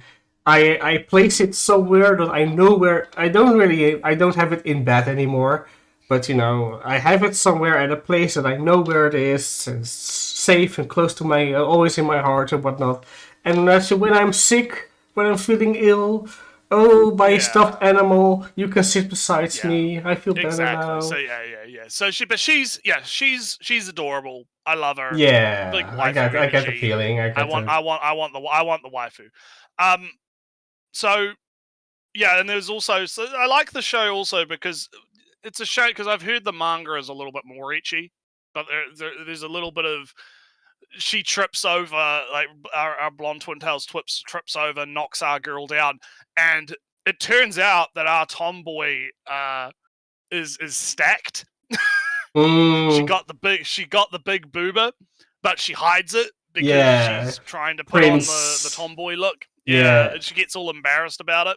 And there's a bit of Yuri going on. A lot of big Yuri vibes in this show. Very big Yuri whatever vibes. you what? No way. No way. Impossible. So that's kind of like so we were introduced to we've got the whole gang, right?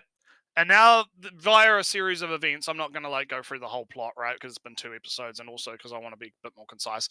The TLDR is the current conflict is they have to get ready for a battle of the bands. They're going to have to do a battle of the bands, and the battle of the bands is basically the rival band was the band that our white-haired girl was doing a supporting role in before she reconnected with drummer girl, and if they lose, then the white-haired girl is going to have to join the other band and be in that band officially instead of being with black-haired girl. That's like the bet, right? Essentially. So, lots of conflict because something that I left out about our blue-haired girl who has self-confidence issues, she can play the piano, but she's not good at it. Oh. And that's kind of the problem right now, where you have Twin Tail Girl trying to train up our piano girl, keyboardist, right? To be able to do rock on the keyboard, but it's not particularly going quite well. There's a little bit of internal conflict going on. The white-haired girl is like, why are you just kick her out? Fuck her. Oh, right? Damn. That's where the last episode ended, was she's like, I've heard enough. Fuck it. Kick her out already. Why are you still letting her be here, right? So I'm interested to see where it goes. It's I like the show.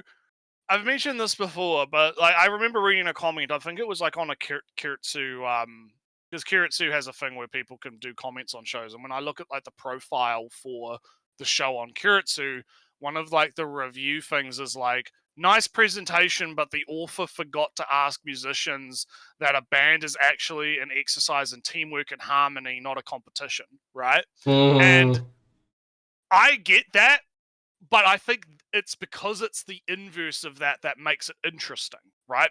Because it's not just, oh, K-On! Friendship, goofball, moe, slice of life, or, Bochi, hey, friendship, anxiety, getting over anxiety, becoming more, expressing yourself through music, that kind of stuff, right? Like, because it's more confrontational, right? And because it has these kind of themes of, oh, the posh girls have the secret and they're trying to keep the secret, and how does society view music? How does society, all, big society, big stuff. This isn't very ladylike, and yet they're doing it anyway because they enjoy it, right? I feel like, because it has these elements to it, that's what sets it apart from these other shows that are in the same genre, and that's what makes it interesting. So yeah, I'll keep updates on how it's going. Hopefully, I want to see more of my waifu. I want to see. Hope she doesn't get kicked out. She's not going to get kicked out of the band. Obviously, she's going to stay in the band. But I'm hoping to read, more of her. It's good stuff. So, all right, what do we got next? I'll go talk about the Ninja and Assassin show because there are two episodes we have. Naruto, suddenly Naruto, it's super sincere, super thoughtful. Big tone shift, I guess.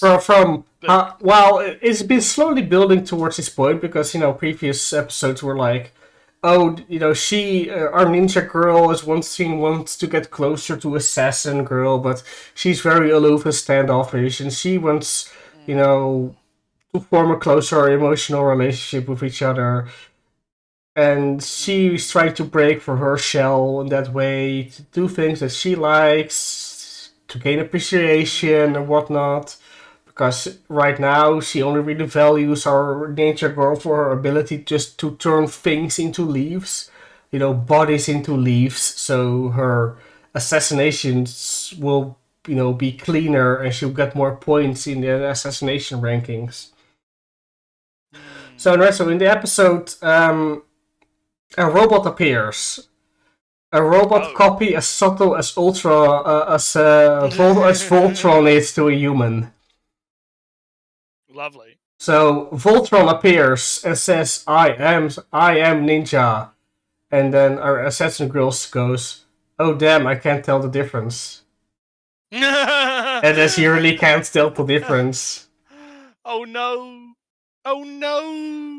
So suddenly, the whole episode is about how our Assassin Girl forms such a deep emotional bond with the imposter robot. Well, our Assassin Girl is kidnapped? ? By the super scientist who made the robot. And while she's looking at through the hidden cameras in her apartment, where she sees that the robot is doing such a good job caring for the Assassin Girl, and the Assassin Girl is gaining such appreciation for what she believes is the Ninja Girl, that when it comes to confrontation, and she goes from, no, I will protect my ninja girl against you, imposter. It's pretty good setup for some funny. And then Naruto, she goes, oh wait, a robot is a thing. Hey look, I turned her into leaves. That proves that I am the real one, right? But Naruto, all ninja in our Assassin Girl, sees my dearest friend, who I shared my secrets with. I grew so close to, gone, dead, all of a sudden. And then the next episode it's about this breakup, about this heartache of hers. No. Oh no. And how Ninja Girl is trying to be a replacement for the fake robots and how Assassin Girl has some, grieving still to do Oh, in this no. comedy show.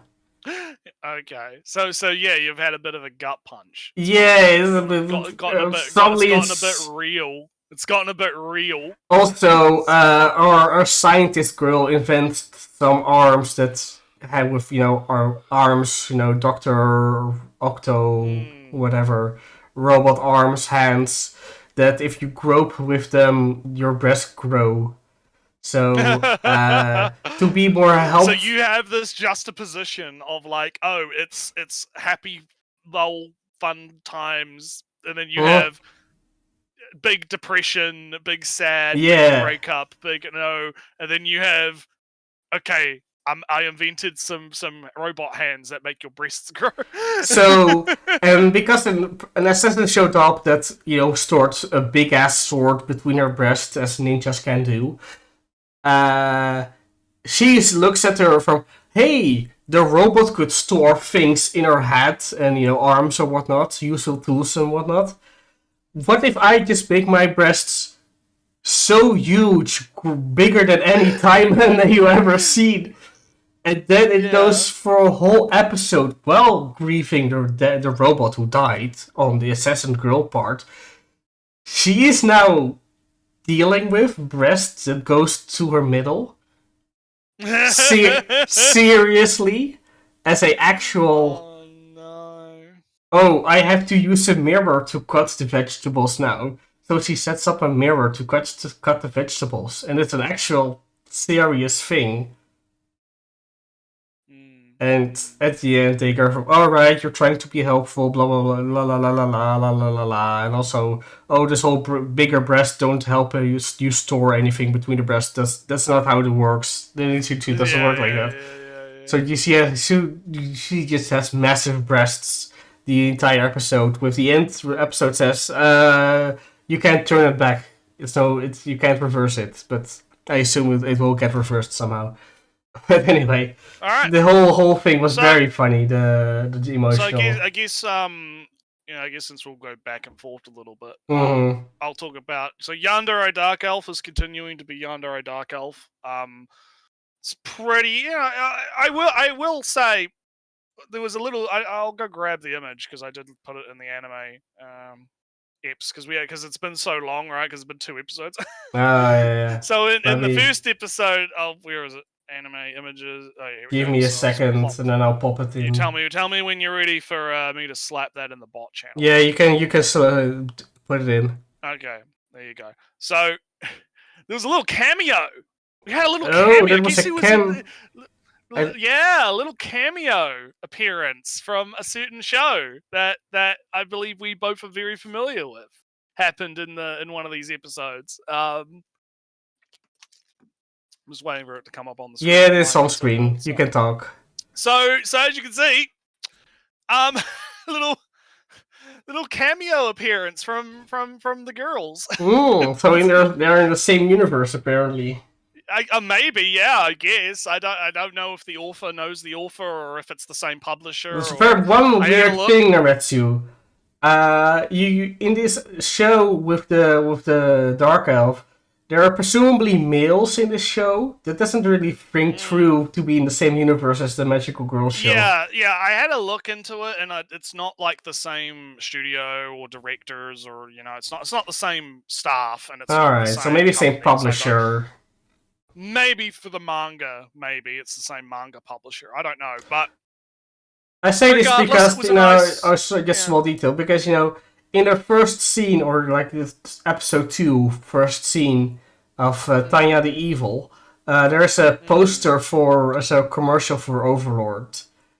Yeah. So they share maybe some of the publishers. Yeah, probably the same publish. Yeah. So, but no, it was cool. Because there's not because this show is technically a short show.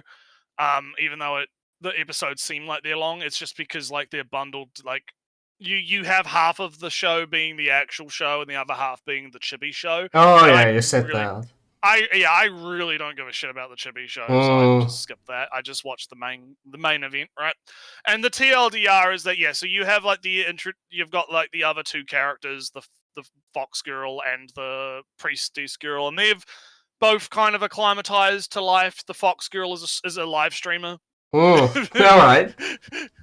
So Fox Girl is a live streamer, and the Priest Girl is office lady. She's working in the office, and they're doing their thing, keeping an eye on our Yandere Girl, making sure she doesn't get up to too much trouble. Yandere Girl keeps trying to rape Shotokan, and that's As she the does. main joke. As she does, she's trying to rape the Shotokan, and it leads to some hilarity, and it's all in good fun. The other episode was basically our romantic rival, our little blonde-haired, short-haired girl, who also wants to steal Shotokan from the Yandere, wants him as well, is looking after a baby of her aunt or something, and so the whole episode is like parenting, right? And because our elf girl is like, I want to have 20 kids with Shotokan. As she does. And then she starts getting, she starts questioning that after having to deal with the little baby kid, right?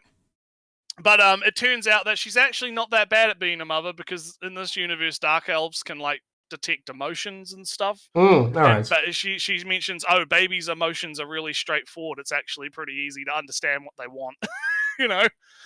Sleep, like, food, that's about it. Yeah, sleep, food, playtime, easy. And so, yeah, and like I said, you get the gags of, her trying to, get Shotokan to make babies with her, right? So, yeah, it's all right. It's all right. I would say, like, since we were talking about, like, mediocre stuff, right? I would say this is, like, I wouldn't say it's mediocre, but it's definitely just kind of, it's all right. It's kind of like it's all right. I wouldn't say it's amazing, but yeah, it's fun. It's an okay little romp. I don't know how much, like, I might keep talking about it every ep, but it kind of depends on if something kind of happens, because it's a bit, there's not. It's usually just the same joke. It's the same. It's usually just She wants Shotokan. Something gets in the way of her and Shotokan, and same gag, And while it is a fun gag, it does get a bit stale. But anyway, what else have we got? We got So I'll talk about my putting on panty show. Let's do that. It's only 3 episodes. I don't know why 1 week had 2 episodes in them. I don't know either. But it I have been getting sent like, not clips, but like screenshots and images. So I know that, like, I have a vague idea that there's been some fun, itchy stuff happening. So, but the general gist of it is that the relationship continues. They're getting closer, mutual respect grows, and all that stuff. She is no longer making him put on panties on her every single whim. She gains some respect for the boundaries and whatnot. Main character learns that she's scared of lightning, so he gets kind of a weakness over her in a way, but because he got a weakness over her, she is going to compensate by massively being gooner bait as a kind of a sexual control. Right. Yeah, you're like, okay. Hey, I'm going to, I'm going to be naked. I'm going to be naked. Yeah, here. I saw there was a manga panel that people were posting in one of the servers I'm in, where they were like, she's like, I would go to school naked if I could. I would go to class naked if I could. I would do this naked if I could. Like, basically going through all these different scenarios where she's like, I want to be naked in all of these scenarios, and he's just like, no one would be able to get through class. No, if you did that, everyone would be distracted. So yeah. No, I mean, and they go in the last of the 3 episodes. They go to some orientation, just visit the university because she wants to go to university. He doesn't really have that much. The family doesn't have so much money that they could just send anybody, him or all of them to university. So his career path most likely would involve working after school, after this school.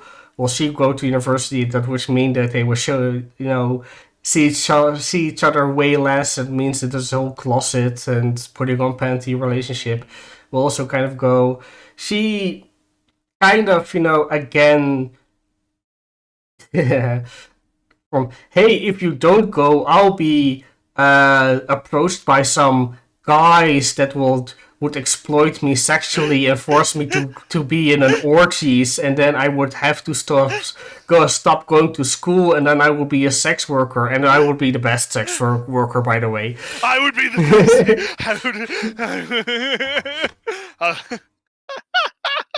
Everything is like, hey, if you don't do what I want, I would end up in orgies. Listen, all paths lead to the streets. Okay, and I would be then only would do the end. All end up on the streets, but then it ends, and then I'll be number one at it. I will be the best street hooker you've ever seen. They will write stories about my street hookering. Yeah, so maybe I did drop this too quickly. I don't know. I might have to pick it back up at some point because it does seem pretty fun. It does seem pretty fun. Yeah, and there's other things like when they went to the laundry store and he picked out a random laundry. It was an open lingerie, so. Oh no, that wasn't not what I wanted, the previous episodes. And now it comes back and like, hey, look, I picked out some underwear you picked out. Oh, was it the one that I thoughtfully picked out? No, it's the little open bra that you picked out. And her very ineffectually covering her nipple with her pinky finger. Does barely anything in that sense. It's all, all that stuff. But also, the slow actual respect. One minor negative detail, Naretsu, is that they kind of drag out. They do the turning back time sequence. They play it out in its entirety every episode. So that's like a good 30 seconds, 20 seconds of repeat animation every episode, kind of like a saving on animation budget kind of deal, feels like. Right. But for actual important thing that happens in this last episode, besides doubling up on the mutual respect relationship, is that there are new characters are being added. I was kind of worrying, like, hey, there's like. We only have our two characters, the guy and the girl. Who are these other characters in the OP? And suddenly there's one of the characters appear in the last seconds of this episode. Right, so we're gonna get some new fun people. Yeah, I have some maybe slightly more things to say. It's was getting a little bit cliche. Like there are like more elements from they secretly know each other from their childhood, and narration that goes from but I didn't realize it at the time. Narration that pops up, and I kind of almost feel like that's the writer, the manga artist or whoever it is, got like slapped on the head by an editor. It's like, no, write better. And no, he's oh damn, I have to have. All right, I'm going to add characters now. That's my feeling. Just like, why are you being so cliched? If you are running out of ideas, just add more characters. All right, editor, I'll add more characters to my story. Just the feeling I get. So moving into six bot Makina-san. Also, very fun, very very interesting, very good. Because basically, we're kind of moving into here's the general setup for the relationship. You have Shota-kun is looking. He looks like a stalker constantly because he's Yeah. constantly watching over her. She's constantly slipping on banana peels and having her leg come off. Yeah. Or just And doing it it's herself, but because she's kind of yeah, stupid just that doing it way. herself because she's a dum dum, and then they have to run into like a closet, and he has to quickly fix her leg, and you know that's happening. But the Fujoshi friend is noticing Shota-kun being a stalker, and is like, you know, oh, is this like my Japanese hentais, Ellie? Is she being blackmailed by this evil man? Oh, I have to do something about this. So she shoves a taser up his ass while she's stuck in her leg breaks and she jumps into the closet and he can't get to her because he's got a taser up his ass because she's the Fujoshi's like, you're gonna leave her alone, and he's like, no, you don't understand. And then, of course, the teacher shows up and is like, why do you have a taser? Well, You're in because trouble, he... miss. No, you don't understand. He's a stalker. No, I don't care. You don't bring weapons to school. And I will say the relationship between Makina and the Shota-kun is actually quite adorable. Because Makina is just like, in the cupboard, like, oh, did he abandon me? Oh no, oh no, like actually getting feelings for him, and then he shows up and she's like pouts and like just starts hitting him, you didn't come and save me. And then at the end of the episode, and the sort of halfway point of episode 2 that we watched this week, or I watched this week, we get introduced to our new character. Yeah. New introduction. The blue-haired girl. The blue-haired lolly-looking girl, right? Who is also a robot. Spoiler. Who is also a robot. Yeah, spoiler alert. Who is also a robot. I did like the gag in the episode where he's trying to fix her leg, or at least like figure out a way to make it so her leg doesn't keep popping off all the time. And she rings up the friend to be like, hey, listen, Shota-kun's fine. Don't worry about him. He's not a stalker. But while she's on the phone. Oh yeah, emotionless sex, kind of. Yeah, he's poking around in the leg. He's poking around in the leg, and she's making all these noises because he's poking around in her leg. And the Fujoshi girl's like, "What's going on? Why are you making those moans?" It's nothing. It's fine. Right. You do. I like the gags. I like the gags are good. Yeah. And so the ending of that episode is, yeah, it turns out the blue-haired girl is the robot that blew up Makina's house and is after Makina and cuts Makina's head off and steals her body for unknown reasons. So this week we're going to have to figure out what's going on there. So yeah, no, I like the show. I think it's fun. It's lighthearted. Good jokes. Good. You know, animation's pretty good for the ecchi stuff. Yeah, I do. Yeah, I'm into it. My small criticism is still it's very slow. It's like day by day. It is very slow, yeah. It is a little bit on the slow side, especially for a short show. But I don't necessarily mind that as much. That's a nice OP, I guess. It does have a nice OP. So anywho, page 2, I guess, or page 3, whatever page you want. Oh, this page, I guess. Mostly your shows. Whichever page shows up. Oh, yeah, great. I get to talk. Awesome. I'll talk about your 2 shows, and then I'll do my boy-girlfriend relationship. Okay, so Fire Force this week. So the TLDR is big shonen fights happen. Oh. Big shonen fights. I heard something about has Alpha killed the dragon? No, Arthur lost to the dragon. He got fucked up. Big bad thing happened to Arthur. He's in a bit of critical condition right now. It's not good. Hopefully he gets a rematch and gets to beat the dragon. But big shonen fight between Shinra and the Eye Patch Man, the captain of the First. Very well animated, I have to say. Like the animation is, like David Production is really putting their all into this. It's actually pretty good. You know, it's as the Zoomies would say, right? It's got that good aura, big shonen whatever, right? Type shit.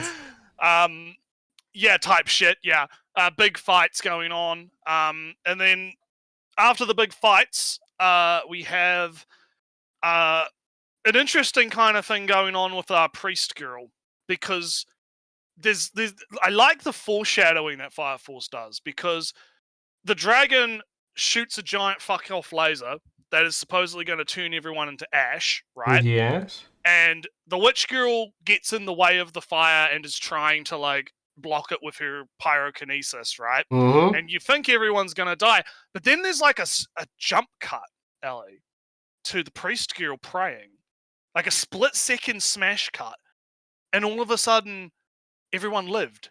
Everyone survived the laser. Oh, all right. What happened? And then everyone thinks it's the witch girl, right? Mhm. Oh yeah, you blocked it. Yeah, you survived. You blocked it. Great, cool. And the only person that seems to have noticed that something was wrong is both the dragon guy and the scientist guy, because the scientist guy kind of looks at the priest girl and is like, "Wait, what the fuck? What the fuck was that? Why are you standing What?" there as if you did something? Yeah, well, no, she's not even standing there like she does it, because she's like right next to him, right? Mhm. And he's like, "Wait, what? What happened?" And the dragon guy makes a comment. He's like, "Was that a blessing of right? What is that a blessing of soul or whatever, right, or something of the god or whatever?" So yeah, everyone's kind of confused, but there's no time for that because the rest of the white faction shows up, and it looks like everyone's about to get fucked. But oh, look, who is that on the telephone pole interrupting the fights? It's a Kamen Rider man. It looks, but it's actually the guy from the Japanese town. But he's got a mask on and he's pretending to be a Kamen Rider. And so they retreat. Oh yeah, I should mention they saved the captain guy. They got the insects off him, so he doesn't have to flex his muscles for the last 2 episodes. I mean, I would just assume that he would keep flexing until the end of time. Don't worry. Yeah, just keeps flexing. No, they got the insects off him and they saved him, and everyone's retreated, right? Everyone's retreated, and everything's great. Everything's fine, right? And so there is an interesting thing that happens, because we've kind of transitioned from, okay, now the main team's in recovery, right? And now we've got like a story with some of the side characters. So you have the girl that's got like the flower powers, like the flower girl. Yeah. Fire, Oh yeah. like Hina Bani, I believe her name was. Yeah, the captain of the 5th, right? She's been investigating the doppelgangers and the human combustion and all this stuff. And all of the leads go back to that orphanage, Ellie. You remember the orphanage? Yeah, way back when. Oh, there's the orphanage. What could be at the orphanage? So she goes back to the orphanage and she bumps into the 2 other guys from the 1st. So the guy that's got the trumpet and the guy who's got ice powers, right? And they find this is a secret room under the orphanage, Ellie, that hasn't been burnt. Oh, what could be down there? Oh, what's this? There's a whole bunch of books about insects, and there's 5 pillars in a circle on the ground, and there's books about horticulture and plants and growing things. And I want to kind of add that the way they kind of do the reveal in this is really interesting, because they start off with like a little picture book kind of, or like a kind of artwork slideshow of, oh, this is the orphanage, and the orphanage is in the sun, and they grow all these plants, and the food is, they get fed 3 meals a day, and they go through, everyone's so happy and lovely.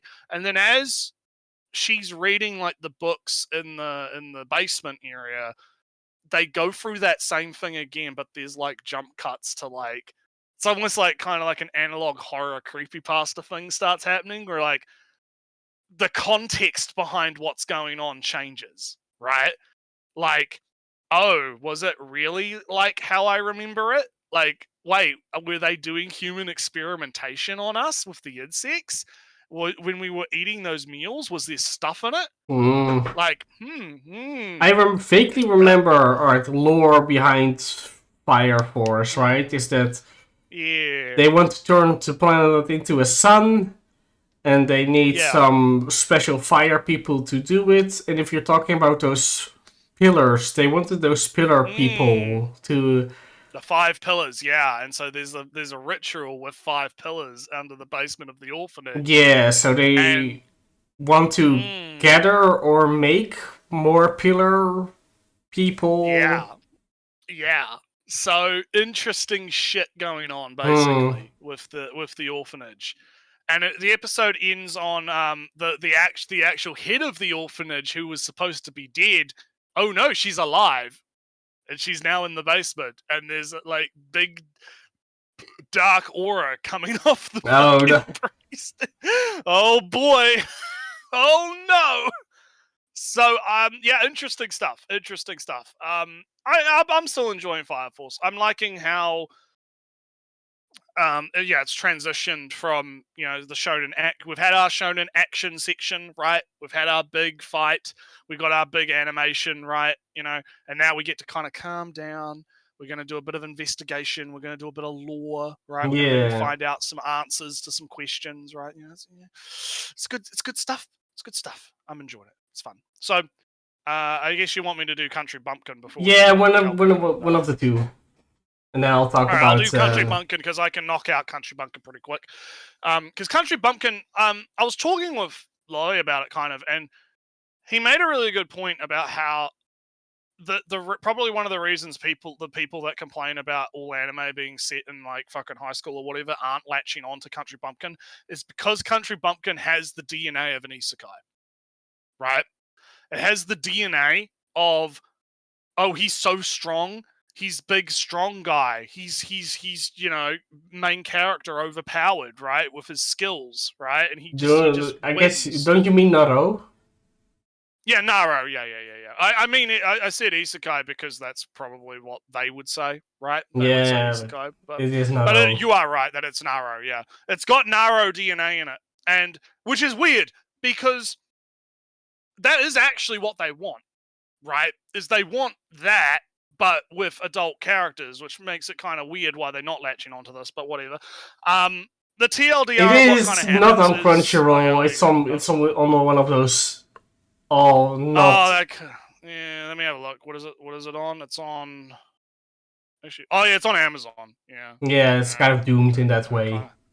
In a sense, but so the thing with it is, right? Basically, yeah, it has that vibe of, oh, all the girls want his dick.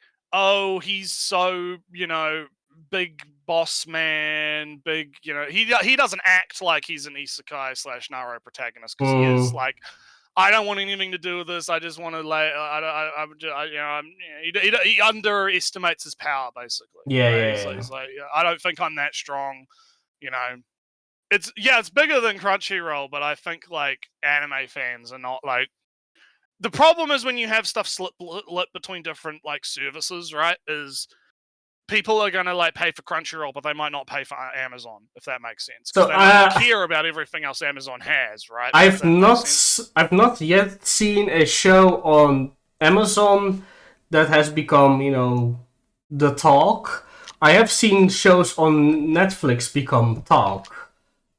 Crunchyroll shows, Netflix shows, those have become conversations. I have not seen an Amazon show be a conversation yet, so I don't think that... I mean, Invincible, yeah, his name is right, like Invincible. Yeah, but I think our seasonal anime shows don't become conversation. Yeah, I don't know. But getting back to it, right, so I can get through this. The TLDR is like, the last 2 episodes are kind of like a 2-parter because he bumps into like the thief girl, and the thief girl kind of is like, it turns out that there's this underground crime syndicate and they are exploiting people and robbing people and, all that fun stuff. And it turns out that this girl is actually a mage. She has the ability to do magic, and it's weird because in this society, Ellie, if you can do magic, you can just go to the magic school and be set for life, right? You don't have to worry about anything. So why hasn't she just done that? And it turns out it's because the guy who's in charge of the syndicate thing, right, is like, hey, I can bring your sister back to life. Oh. Right? I can bring your dead sister back to life, right? And so she's working to make the money so that she can pay the syndicate man, to fucking, bring the girl back to life. And this kind of leads into like a whole conspiracy with the church. Right?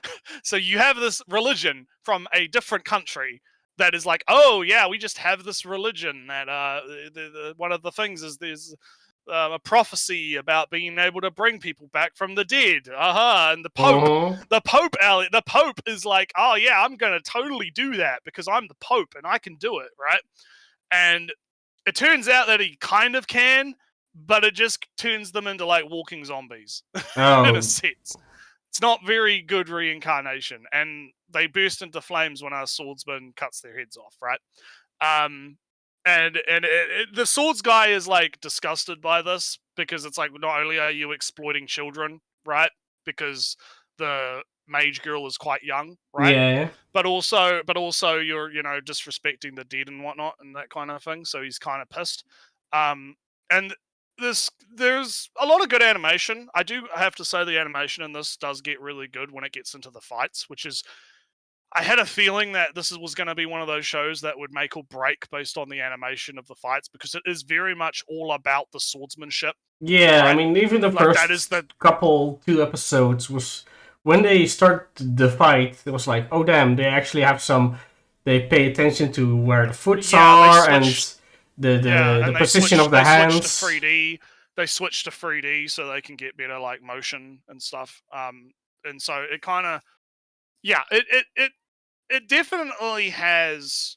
Oh yeah, not anime, but Reach only comes to mind in Amazon. Yeah, Reach is fucking good. I like Reach. I would. Don't have it, so I have my ways of watching stuff that's on. Let's just say that. So basically, there's a big fight. He has a big fight with a bunch of guys that have magically enhanced themselves. And there's a big knight guy that he has to fight because he's trying to stop the Pope from running away. Because if he runs away back to the country he came from, then he's gonna, be out of reach of the kingdom or whatever. Diplomatic immunity and whatnot, I guess. And I can understand the criticism I've seen people have of like, oh yeah, he's too OP, right?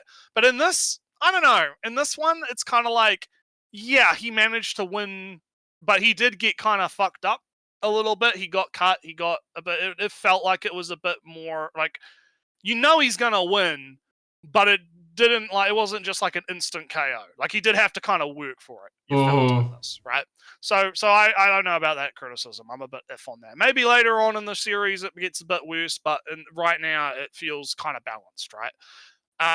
And yeah, so the TLDR is, yeah, he beats the knight guy.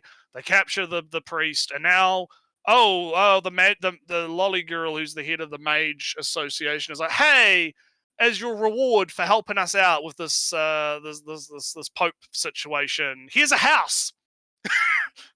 Free house. Yeah. Free real estate. Hell yeah.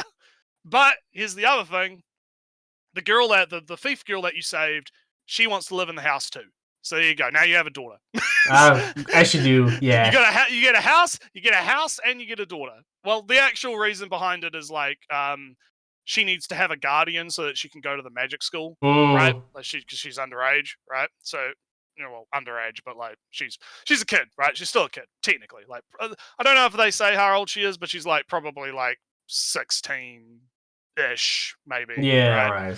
Something like that. So she's basically like, yeah, if you act the mage girl, right? The lolly mage girl who's actually like older than she looks. Yeah, she's like, she's like, hey, if you sign up as her guardian and she lives with you in the house, then she can, go to school. I mean, but it's up to you, because if you don't do it, I'll do it, like, it's fine. And then he's like, yeah, no, all right, it's fine. You can, it's fine. It's fine, right? Yeah. Basic setup, right? Basic setup. And so, yeah, no, I like the show. I think it's good. I do understand that it is definitely very Naruto in its feeling, and I can understand the people that are constantly whining about Naruto would probably not be into it. But I think it is, it's good. And I like sword shit, so yeah. that's pretty good. So, do you want to do your friendship? Yeah. Before we do Calhoun. Yes. Good idea. Both romance things going on in these two. Mm-hmm. So, the whole drama of she's threatening to go to Tokyo because she's afraid that the new girl is going to steal her man, etc. But she was never really going, but he thinks that she's going, so he's making plans to go to Tokyo. She suddenly is on the defensive for, no, I'm not actually going, but thank you for trying to go. Big.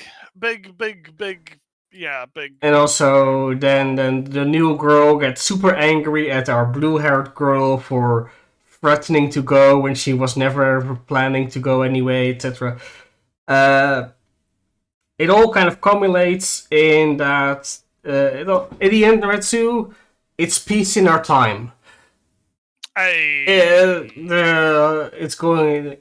simmering down. Our new girl, black-haired girl, is like, nah man, I don't care if you kind of semi-rejected me for the friendship that you have with blue-haired girl. I'm still going to like you. I'm going to take notes about the things you like, etc., so I can capture your heart more effectively, blah, blah, blah, blah. And meanwhile, the friendship still endures, but it's getting very tenuous at the moment because it's just all our blue-haired girl fear, selfishness to keep the thing going as it is, while simultaneously demanding him for herself. Right. And she's been called out by this, or by several people, in several ways. Like her brother said, she has a brother, good friends with main character, with families, and she goes from, all right, Himari, blue-haired girl, time for you to stop planning escape routes everywhere all the time. But she, so, hey, what you want? Because she, in the past, it was like, hey, do you want to practice kissing with a cute girl? Ha ha! Did you really think I would do that? She does this thing all the time. So now she goes from, all right, stop that right now. And then she goes, all right, but how much can I still do that then? And then she gets grabbed by the hat again. It's a thing that happens. But Naretsu, the last episode, this is the second episode of the two, has our main character being discovered as an accessory maker. And so he's, schoolgirls in his, fellows, in his schoolmates go by like, hey, I want to buy this accessory because it would really help me with the confession and whatnot and give me luck and blah, blah, blah. So he makes these custom things and they're a bit more expensive, but oh well, people want them. But suddenly Naretsu is being called to the teacher's office because he's being accused of forcing a sale. Oh. Forcing somebody to buy this from him, even though it's expensive. Oh no. Well, so although the teacher does side with him, it is like, alright, stop selling these for a while. And then, he goes from, oh no, but I want to clear this up with the person who bought this from me. And then it turns out that she got rejected. The power of the charm was fake, although he never really claimed that it had this power. But she's kind of done with this idea of romance. But our main character is very romantic. Like the pure, pretty love. And now he's confronted with this idea that has popped up before, that romance is pretty, but not necessarily pure. And that is why our main girl says, I want to be friends because romance is messy. I want to be pure. I want to keep our relationship pure. And now our main character who is super romantic, who, makes all these accessories with the meanings of flowers and symbolism and all that stuff. Suddenly he's been confronted with, nah man, people suck, romance sucks. Romance, terrible, hate it. And that's how the episode kind of ends. All right. Development time, character growth. Fun. Yeah, fun times. So anywho, Calcoon. Yes. Calcoon. Interesting things happening in generic romance this week and the last few weeks. Big. Oh, did he kill the original? No, apparently not. But maybe he did. Maybe he didn't. Big mysteries going on in Calcoon. It's. I am quite interested in the show in terms of how it's setting up the mystery. We are learning, we are getting drip fed new information every week, basically, right? Yeah. To find out, it turns out there was something happened to the original Calcoon, and it's like a fucking ruin now. But how can that be? Because there's a Calcoon that's not a ruin. So what is going on? Oh, there's the Gene Terra is connected to emotions or something, and it connected to something in Calcoon, and that's why it's created a duplicate Calcoon that is in the same spot of the original Calcoon, right? And it gets more wild the more it's been going on, right? And you have the guy who's gay, right, with the green-haired guy. Turns out he's a transvestite in the literal sense. He's got male and female genitalia. He's literally both, right? We find that out, which is quite all right. Wasn't expecting that. And then you have, the general kind of she's trying to figure out what to do. She wants to be her own person. She doesn't want to be the same as the original one, but she also doesn't want to completely disregard the original one. How does the actual Calcoon what is identity system work? Yeah, what is the identities? How does if she's dead, how does it work, right? There's a copy of that person, but then if the original person goes back to Calcoon, then it the copy disappears, right? Yeah, let's go. Intersex representation, hell yeah. El Sai Calcugungo. Yeah, exactly. There is some wild shit, dude. There is some wild shit going on with sciencey, the pharmaceutical company supposedly has something to do with the Gene Terra, and they're trying to figure it out. The clones are apparently there's something about backing up memories. It's got something to do with using the Gene Terra to back up your memories in Calcoon. So if you have an accident, you can have your memories replaced, right? Like a hard drive. And there's a whole bunch of the generic romance stuff happening at the same time, and our girl trying to figure it out, and she's like, oh, I kind of want to travel. I want to leave. Can you leave? How the fuck is she gonna be? Yeah, can you leave? Because the moment she starts thinking about all of this stuff, Ellie, earthquakes start happening. Oh. And wait, there was an explosion somewhere. What? What happened there? Why was there an explosion? What's going on? And that was where the last episode ended. So there's some shit going down, man. There is some interesting shit. Yeah. I quite like the mystery of it. And it does definitely have a lot of that SCP, kind of vibe to it a little bit. Where it's you have all these kind of really weird, anomalous things happening around the Calcoon situation, and you're getting drip fed more information about how it works. One of the other things we learned last episode was only certain people can actually see Calcoon, right? The duplicate version. All right. So the place that they're living in right now can only be seen by or another place. Yeah. So because there's a thing where the intersex guy is having a conversation with a scientist person who's investigating it, and he's talking about how only certain people with certain feelings are able to actually perceive the Gene Terra thing, right? And so you have a scene where the green-haired guy who's going back to Calhoun, right? He like gets in a taxi, and the taxi driver's like, "Why do you want to go out there? It's just a ruin. There's nothing there or whatever." But all right, I'll take you there. And then you get a camera shot of like the ruins of Calhoun, and it's just the green guy walking into Calhoun. And supposedly, when you walk into it, that's when it transforms into the illusion version, I guess, or the different. It's like a different dimension or some shit, right?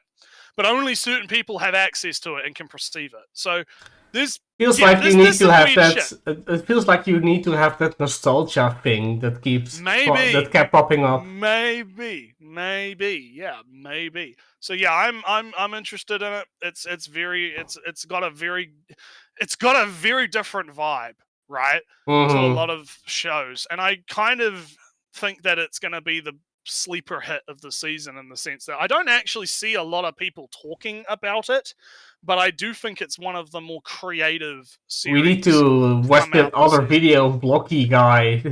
He had a video on it. Maybe you'll talk about it the same way I am. But anywho, I'll leave it at that for Calhoun. I think that'll probably do. So let's jump on over to our last slide, I guess. Yeah. So, I want to be a little bit brief about Reject Ranger of Go-Go Lucha Ranger. Yeah, there's not too much to talk about with Reject Ranger. The TLDR is Green Ranger turns out to be our guy with the baggy eyes. Yeah, Chidori, which is kind of lets you. If you haven't noticed, all of the Rangers have the color in their name. So. I forget his exact name, but the Red Ranger has like Aka blah blah blah name. So Aka is red, so alright, he's red. The Blue Ranger was like Ao Shimiya or something. It's alright, Ao is blue. Like that, yeah. And then I was like, Chidori. Alright, Chidori, there's no green in that name. That's Midori. So tada, alright, it's different. Except when you start saying it out loud, it's like, oh wait, Chidori, Midori, say it quickly and it sounds the same. Oh, then we could have known that he was the Green Ranger. Yee. So yeah, the general just is we fight. Yeah, they defeat the Snake Man, and it's the illusion breaks and everyone's mad. And yeah, I mean, it's pretty good, don't get me wrong. Like, it's just there's not too much like to bite on, I guess, in terms of talking about. No, it's kind of a fairly self-contained story. It doesn't really have much feels like it to do with the rest. Obviously you have like the Green Rangers and the failed attempt to capture the Snake Guy and the guy betraying the team, and all that kind of stuff. And that is sad and whatnot, but at the same time, it's kind of it was kind of funny how they broke out of how they found the Snake Guy. It's like, oh yeah, just reset the whole thing until he gets too tired. Yeah, just keep resetting it until he can't do it no more. Yeah. Like, oh no, I have to say the same thing 50 times in a row. Better not look tired or annoyed. Oh no, I feel.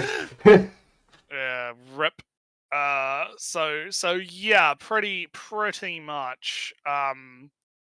It's fine. Like I said, it's not like us not really having much to say about it doesn't mean it's bad or. The thing is, Retsu, secretly the stuff with the half a minute we get of the Red Ranger is far funnier. Yeah, that's the shit that's actually good.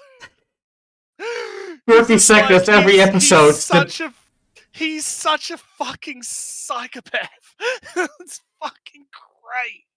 Oh, hey there, child. You are a fucking liar, and I will bash your head in if you say so. Liars. Listen, liars turn into monsters. You wouldn't want that, would you? You fucking stupid ass. I'm sorry. But you repeat that, you stupid child.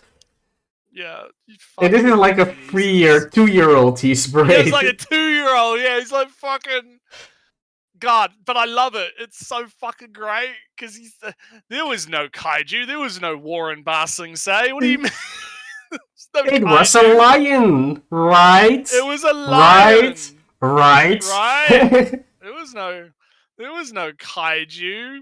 What do you mean? And the fun, What do you alright. mean? It's worth saying that for the people at home that this kaiju has been been mentioned like 5 episodes in a row. It's like every end of episode, it's like, oh look, there's a there's a kaiju. Hey, there's a kaiju. Maybe we should do something about. They're trying to get a hold of the Red Ranger. The kaiju's attacking the zoo. What's going on? Why? Where is the? Where's the Oh, he's response? had a speaking engagement. Where's the response? What's going on? Why is he not doing anything about the kaiju? What are you doing? Oh What are you doing, no! buddy? Acknowledging that there's a kaiju is admitting that Bad. That's big bad, yeah. it almost reminds me. It's a very different context, like the Fukushima disaster, right? Yeah. The reason why did it, one of the reasons mentioned why they didn't have a plan to deal with this emergency is that to make a plan is to admit that it will happen. Because why would you make a plan for something that never happens? So if you make a plan for a disaster, that is admitting that it will happen. It almost feels like this Red Ranger is operating on the same logic. Like, if I will do something about the kaiju, that means that people will be attacked by kaiju, and that will hurt my reputation. So you better shut the fuck up, you tier 2-year-old child. Yeah. It was a lion, you lying piece of shit. Yeah. So there's like it's kind of sad, really, because I do like the green team, right? Yeah, but I did like going on. Yeah, I did like it. Don't get me wrong, right? I don't really have a problem with the storyline with the school and the whole arc and all that kind of stuff. I don't have necessarily a problem. Oh no, I mean Hisui, character, great character. I like her a lot. Yeah, she's cool. Yeah, I like her too. Yeah, she's good. It's just like there's not much to really like, because again, we don't want to do like fucking episode recaps, right? Like it's just there's not much to really like. Yeah, they fight the snake monster. They figure out how to kill the snake monster. They beat him. The illusion breaks. The guy who was the army man who doesn't want the kids to be hurt, he gets arrested, right? Voluntarily goes, etc. Yeah, it's pretty basic stuff. It's the hardest thing. Like, all right, show you're doing good, but you got keep it up. Keep it up, but you got the absolute peak over there. Yeah. It's like the fucking the Simpsons meme where like they're all looking at the lamb and the lamb is like Gundam Quicks and then Ranger comes up and then they push the sheep out the way. Oh yeah. If this were somehow free shows, right? You got loser Rangers going on. And alright, that's the school. That's fun. And then we got Quacks and like, alright, Quacks is better than Reject Ranger. But then we got the Red Ranger show. It's like, oh no, Red Ranger show. That's the best one of the entire season. Best show of the year. Alright, so I guess I might wait on Quacks, actually. I'll let you kind of go through some of what you've got to go through. Alright, so I'll talk about how to become ordinary, because it's a very down-to-earth show.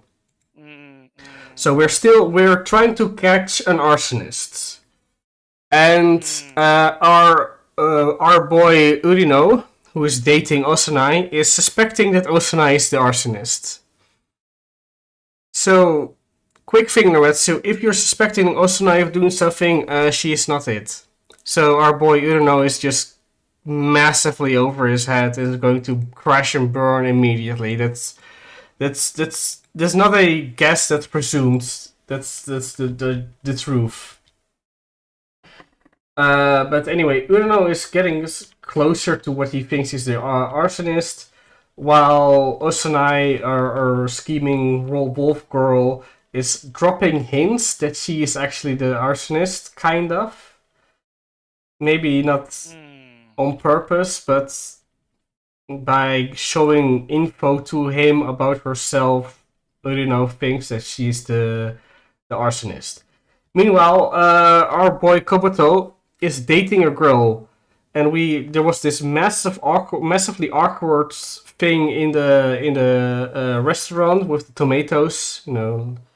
I deduced that you don't like tomatoes from these 50 different facts and these 20 different behaviors, and therefore you don't like tomatoes. Nah, I looked at the picture and it was cheaper. I don't really hate tomatoes though.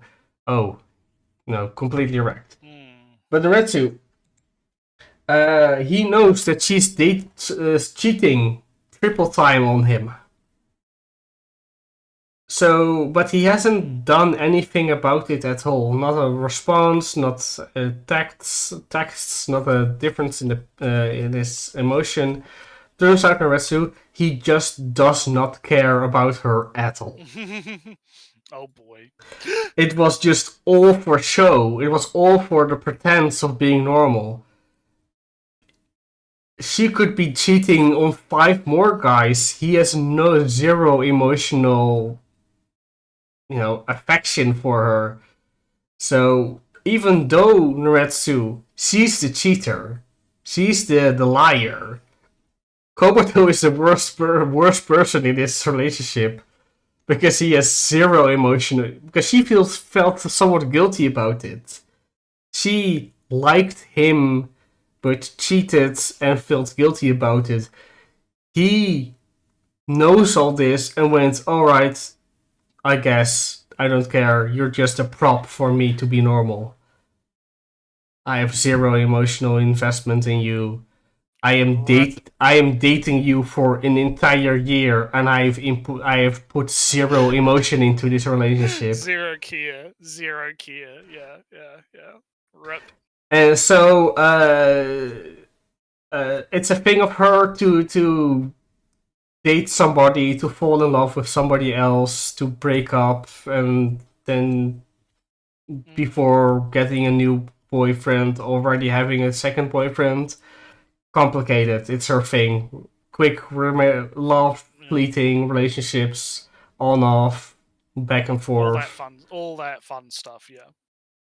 But so she changes all the time with people, with persons, etc. Well, he's just completely static the entire time, which makes Falling in Love with, like I said, him the worst person.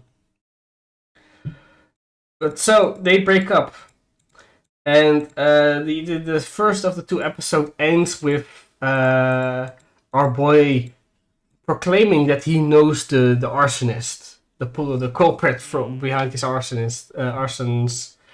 So they do the thing. They go look out, and Koboto is also honing in on the culprit, and when they are on the lookout themselves, they find a fire. Koboto tries to stop the fire, calls the police, but Naretsu Osuna is also there. Oh, at the fire. Just happened to be in the neighborhood. And then goes from. Then Osunai walks up and then tries to put out the fire. And she doesn't really look to have. Doesn't really feel like she has anything to do with the fire. Tries to stop it. Doesn't really go from oh no I did it. They just have Osunai and Koboto have a normal ass conversation as normally as you have in the front of an arson. But then Urino shows up and goes, so you're the arsonist, Osunai. I've caught you. And then Osunai entertains the idea of being the arsonist and goes from, alright, well, tell me your tricks, your facts, your deductions. And then, alright, Osunai goes, yeah, I was in the park and at this time and I got this fact and this thing. And she goes from, tell me more. And then he goes, and I know that you're the arsonist because of this receipt. And then she goes from, oh, okay. Giga Chad, yes. Yeah, all right. Are you sure? And Are then, you sure about that? are you sure about that? And then he was like, yes, because on this receipt it says that you bought this book on close to midnight on this day, and the next day there was the arsonist. So you were in this area where the arson happened, where this book was bought. Therefore, you were the arsonist. And then she goes through. Well, I had a friend buy the book, so I wasn't there. Well, even if you weren't at this fire, you were at the other fire, you know. So Uno just completely falls apart right away at the first sign of resistance, and then she goes just intellectually demolishing him. He's been on this. They've been dating for a year. He's been on this arson case for a year, and he proclaims that you, Osanai, are the arsonist. And then she goes, well, for this reason and this reason and this reason and this reason, you're not thinking this through enough. You should try harder. Are you really sure? And then he just stumbles harder and harder and harder.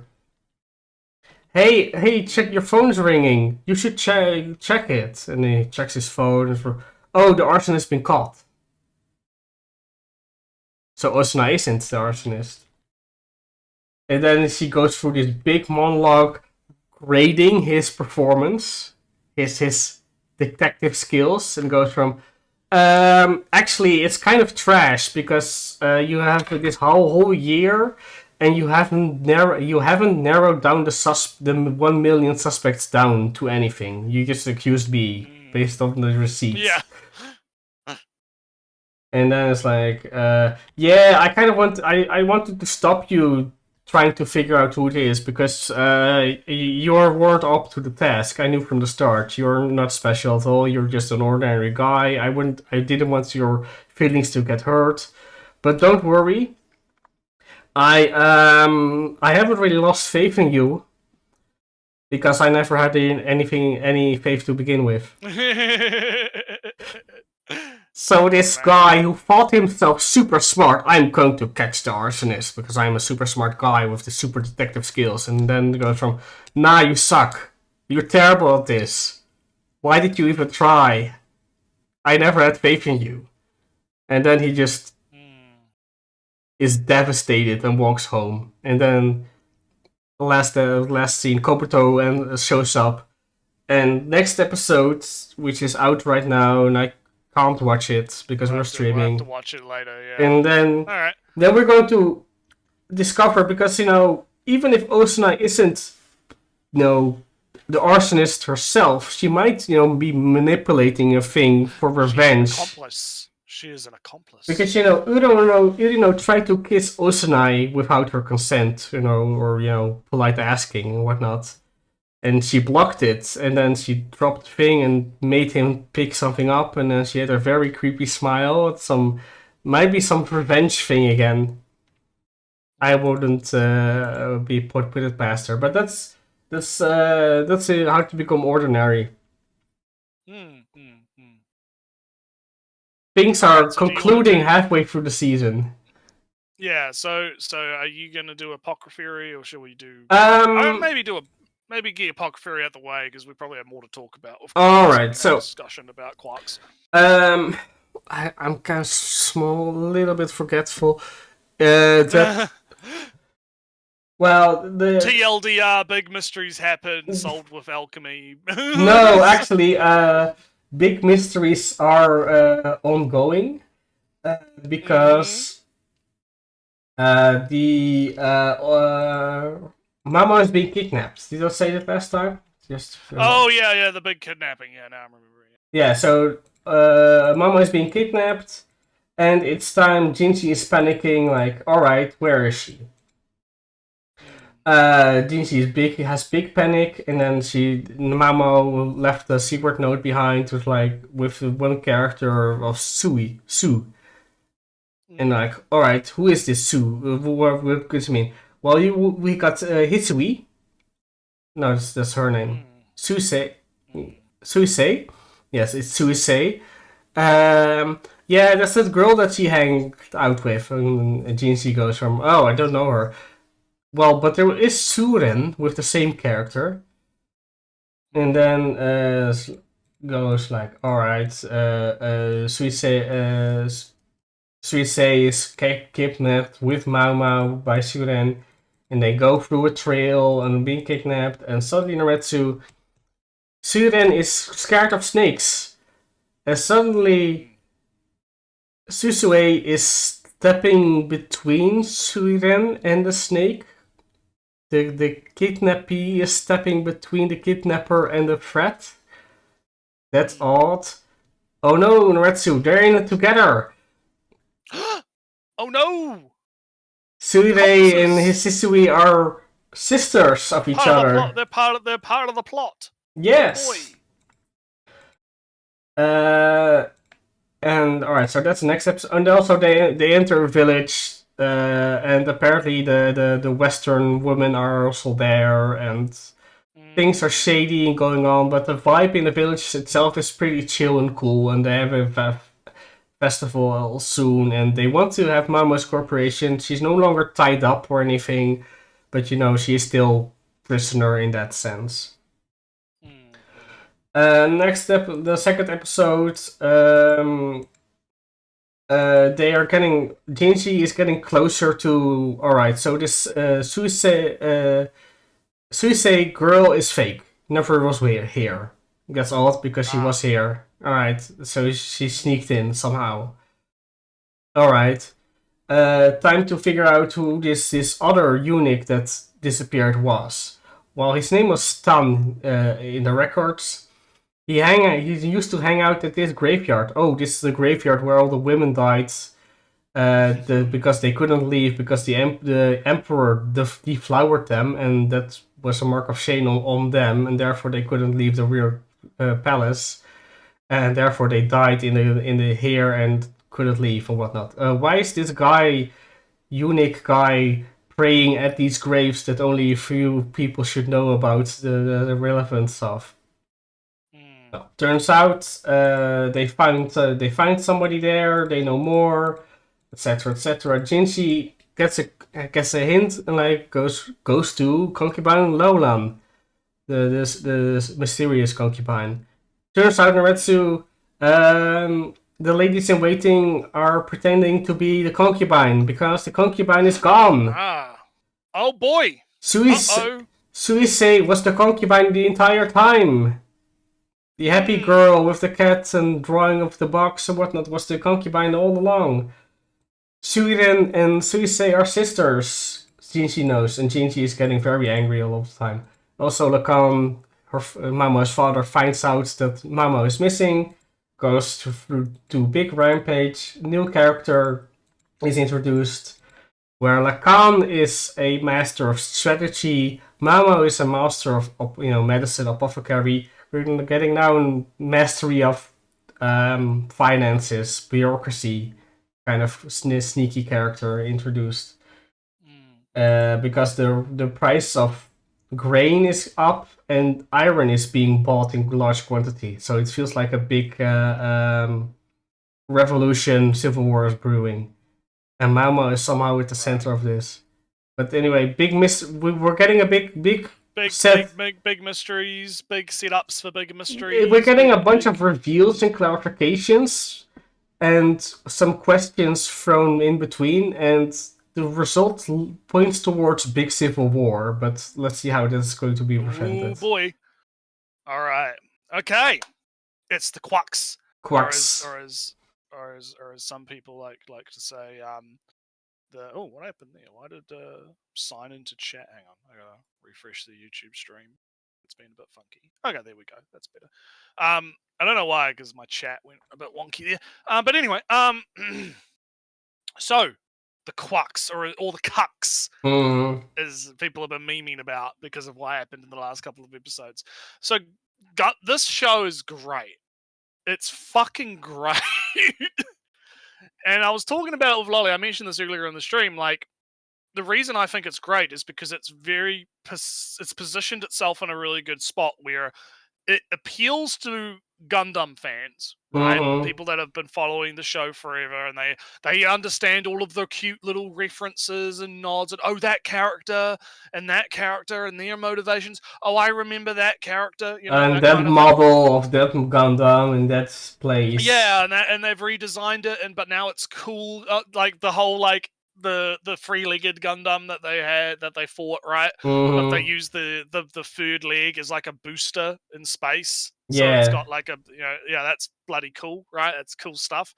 Um, so there's that side of it, and then you also have the teenage melodrama side of it for the people that want to have the more, grounded sort of, Yeah, but realistic kind of teenager stuff. to sneak in my opinion real quick,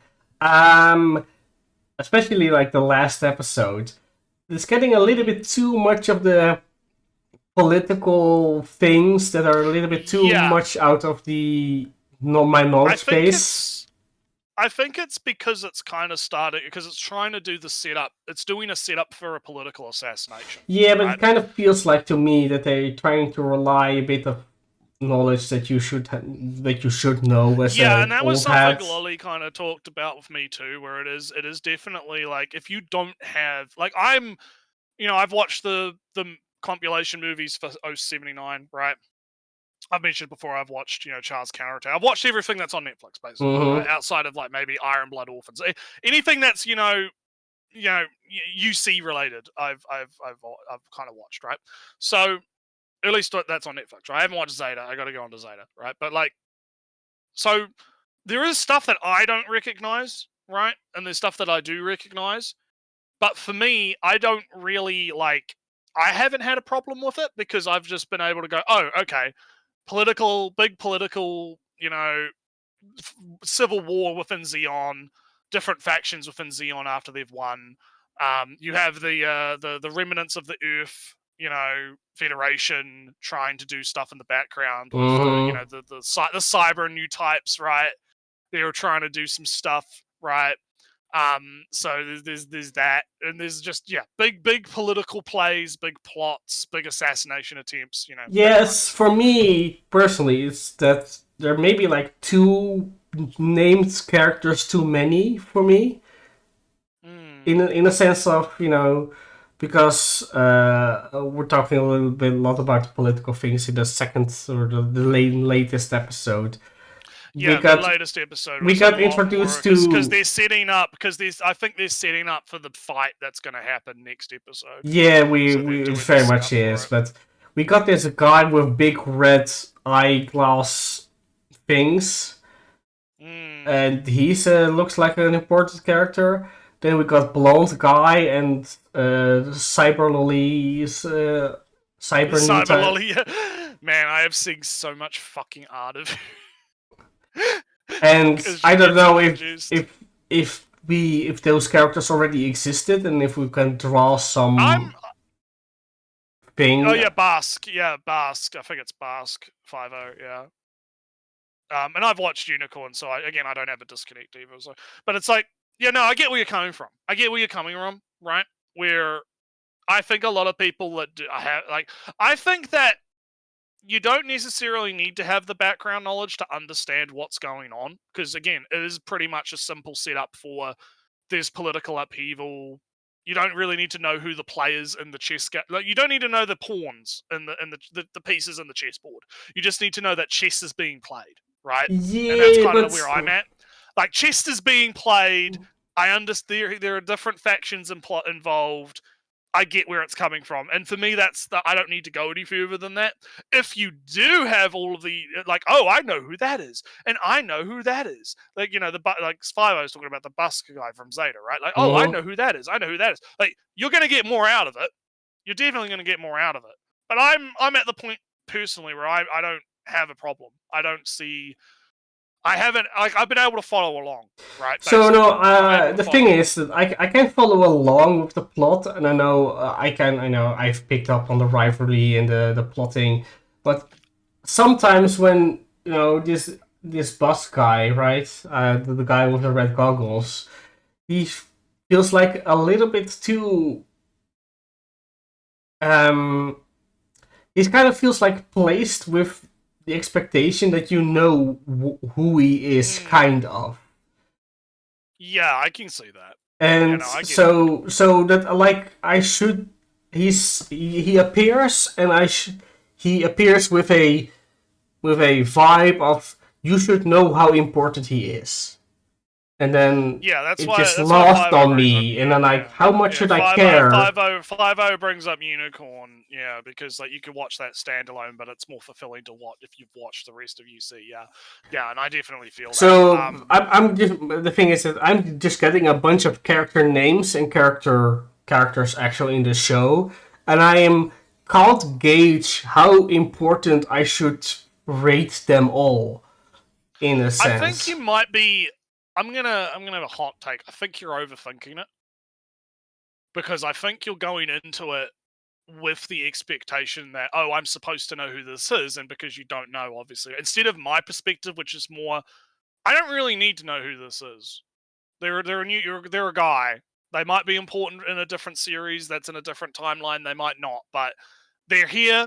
They're a piece in the chessboard. Let's see how the game plays out. no, Right? you know, It's kind of where I'm at. it is subtle. I'm just It is subtle. It just kind of just a small disconnect between just my regular watching and then my thinking about, all right, but why should I care who this person is?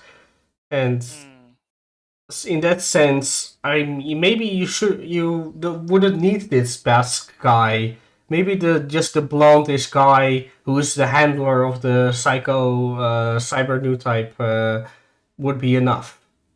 But that's just I don't know. That's just a feeling I have. I don't know. But we can switch gears and talk about the romantic melodrama.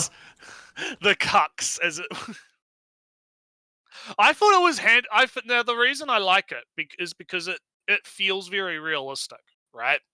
Because the general don't hang on, I'm just I got a text. I think my food. Oh yeah, 20. Okay, that's fine. Don't worry about that. My food's late basically. But it's here. So the TLDR is basically I think her name is like Nico or whatever. The long-haired girl. Nyan. Yeah, Nyan. Yeah. With two Nyan. I'm gonna get it wrong. Who cares? She basically, because what happens is Machu gets kind of held up by they get held up by the cops, and she kicks a cop in the groin, and they all have to scatter, right? Before that, right? I think it's kind of important that when Machu is sunbathing on a roof before that, she is kind of still thinking about watching someone die. Yeah. A little bit. No, not. I don't really think that. It's weird. It is weird. Yeah, it's kind of like she's affected by it, but also not affected by it. No, I think we mentioned this before that the death of the mom isn't the most important thing. Is that Machu can feel that there was an understanding between them, but not be a part of it, and that makes her feel, pushed out. And her death isn't therefore. I think that she knew type felt that there was an understanding between them, and it was almost, yes, I'm going to die. I have peace with that, and etc. etc. So the death itself wasn't a big trauma. It was that this deep emotional connection was formed, and she wasn't a part of it. So she was just wondering, tasting, not tasting, feeling like how could I get this connection with Suji that I don't have right now? So when Nyan is suddenly taking off her clothes, she goes from wait, well, why? Am I losing this competition to connect with him? Yeah, she views it. She views it as a competition, and as Nico Nyan, because cats, right? Views her as a rival, right? Yeah. Even though Nan probably doesn't really give a shit. No. And I think part of it is because a key factor to remember here is both Nan and Shinji are refugees. And I don't know if they're refugees from Earth or perhaps another colony that got attacked during the war, or but they're refugees, right? Yes. And so they have a different world perspective than Machu, because Machu, for all intents and purposes, is a privileged girl. She's got a mum who works a governmental job, solid employment. She goes to a school, right? She goes to a pretty well-off school. Oh, she pretty much. Specifically, she goes to a school for debutantes, and that's a school for that. If you graduate, you become a lady, like a noble. So it's for the high class. She comes from a place of, pretty, like, in terms of a colony, right? Mm-hmm. She is clearly in a higher class, right? High class privileged position. So she's pretty much had it coochie her entire life to this Yes. point. Whereas you have Shinji and Shuji. Shuji, or however you say it, I'm just gonna call him Shinji, getting the robot Shinji. Oh, he does without asking. Yeah, he loves it. He loves it. So saith the Gundam, right? So you have him and Nah, or whatever, right? You have both of fucking whatever names. Long-haired girl. You have him and long-haired girl are both refugees. They both can kind of connect with that, right? And also to them, getting naked or semi-naked in their underwear in front of each other, probably not that big a deal, because, like, if you're in like a war situation as a refugee, you're going to be you're going to be in camps, you're going to be in communal settings, you're going to be like on spaceships, cramped spaceships, people getting dressed, undressed all the time. Who cares? Oh no, someone saw your underwear. Who gives a fuck, right? I don't care. Whatever. I just want to feel how nice it is to lie on the Gundam, right? So when Machu kind of sees that, right? Yeah, she's gonna be like, "Wait, what? What the fuck? Like, what? Okay, right? Okay, I guess you're doing this now, competition? What? Even though Shuji is in no position to feel the competition, and none of them. Yeah. And this is kind of lead up. So this is leading up to, obviously, long-haired girl takes the Gundam out for a spin because Machu is preoccupied in a locker with the original pilot, Savior, yeah. Right? And they're watching the clan battle from the locker while hiding from the police, because the police, again, going back to the privilege thing, they stop long-haired girl because, oh, you're a refugee. Where's your papers, right? Where your papers, please, right? What do what's going on here, right? So basically, she's in the Gundam, and this goes back to the refugee privilege thing, right? When Machu is in the Gundam, she's clunky, like, she can pilot it and she's kind of okay at it, but she's very, like, she's piloting it the way you would expect an unexperienced pilot to react, right? Whereas long-haired girl, she has absolutely no fucking qualms about killing people. She has absolutely no qualms about fighting. And as soon as she activates the Kira, right? Yeah. She's like, holy shit, this is amazing. I feel the I feel the universe around me, and is immediately doing crazy batshit nonsense. Grabs the red Gundam, uses it as a shield, tosses the doing insane shit. And I should probably mention, like, Shinji is, like, fucking sick during this fight, so he's, like, half asleep. So, what I want to mention is that kind of what's interesting to me is that whenever Machu is in the Kira, her first instinct is, "Oh, Shuji, where are you?"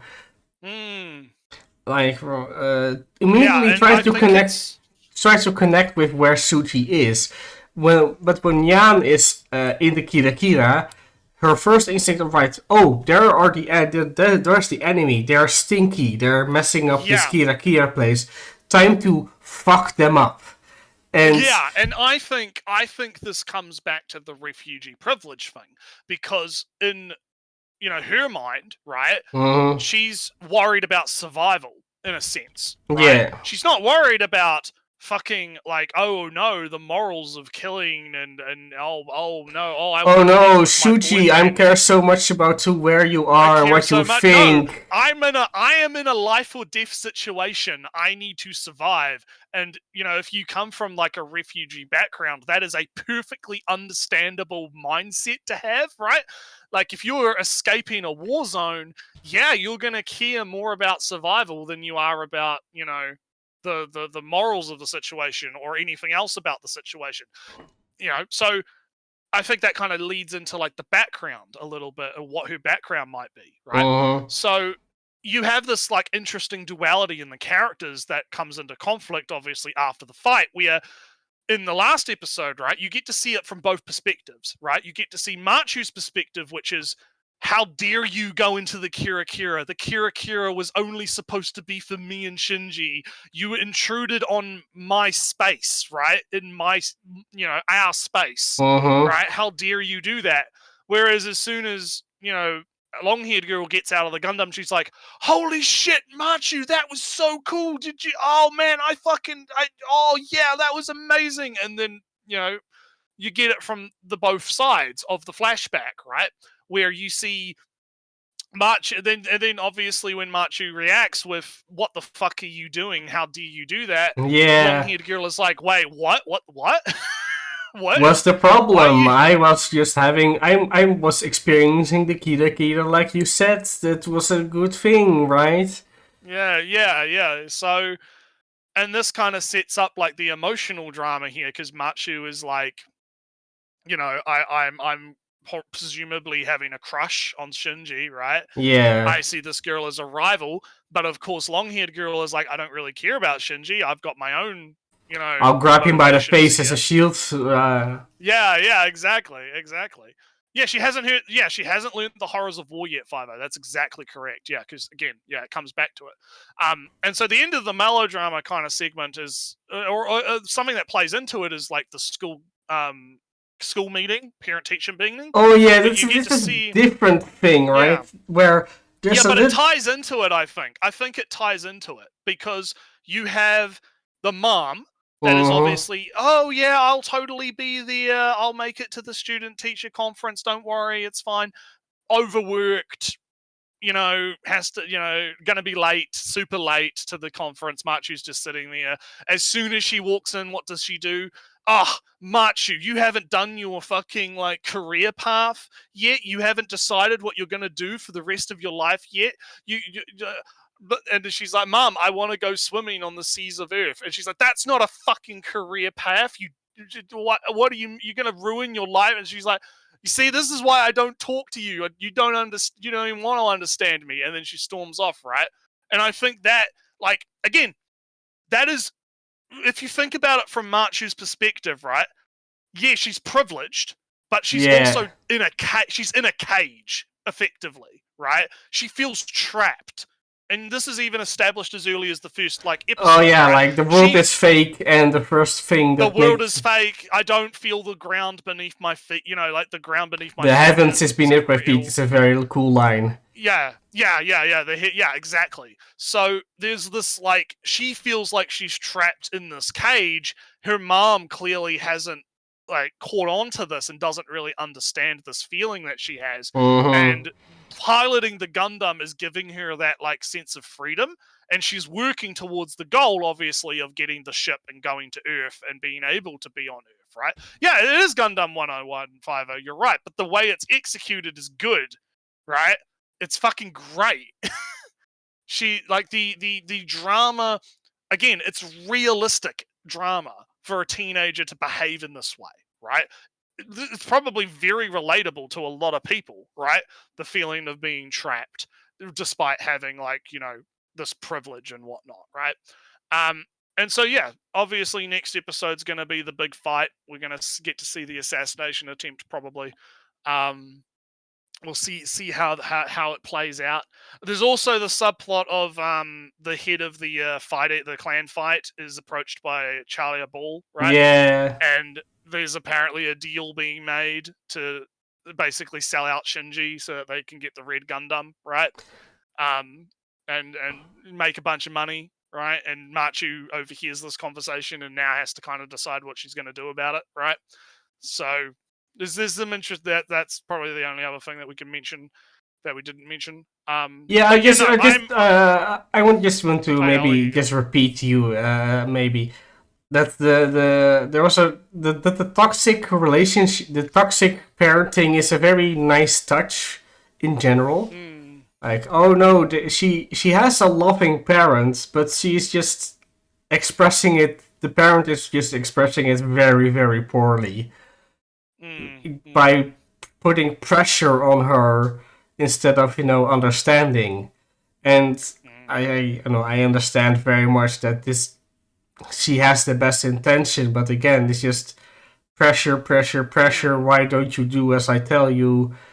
This is best. Yeah. I know what's best for you. Why don't you have your entire life figured out? Why don't you? Why are you saying stupid things? Just be normal, I guess. Yeah.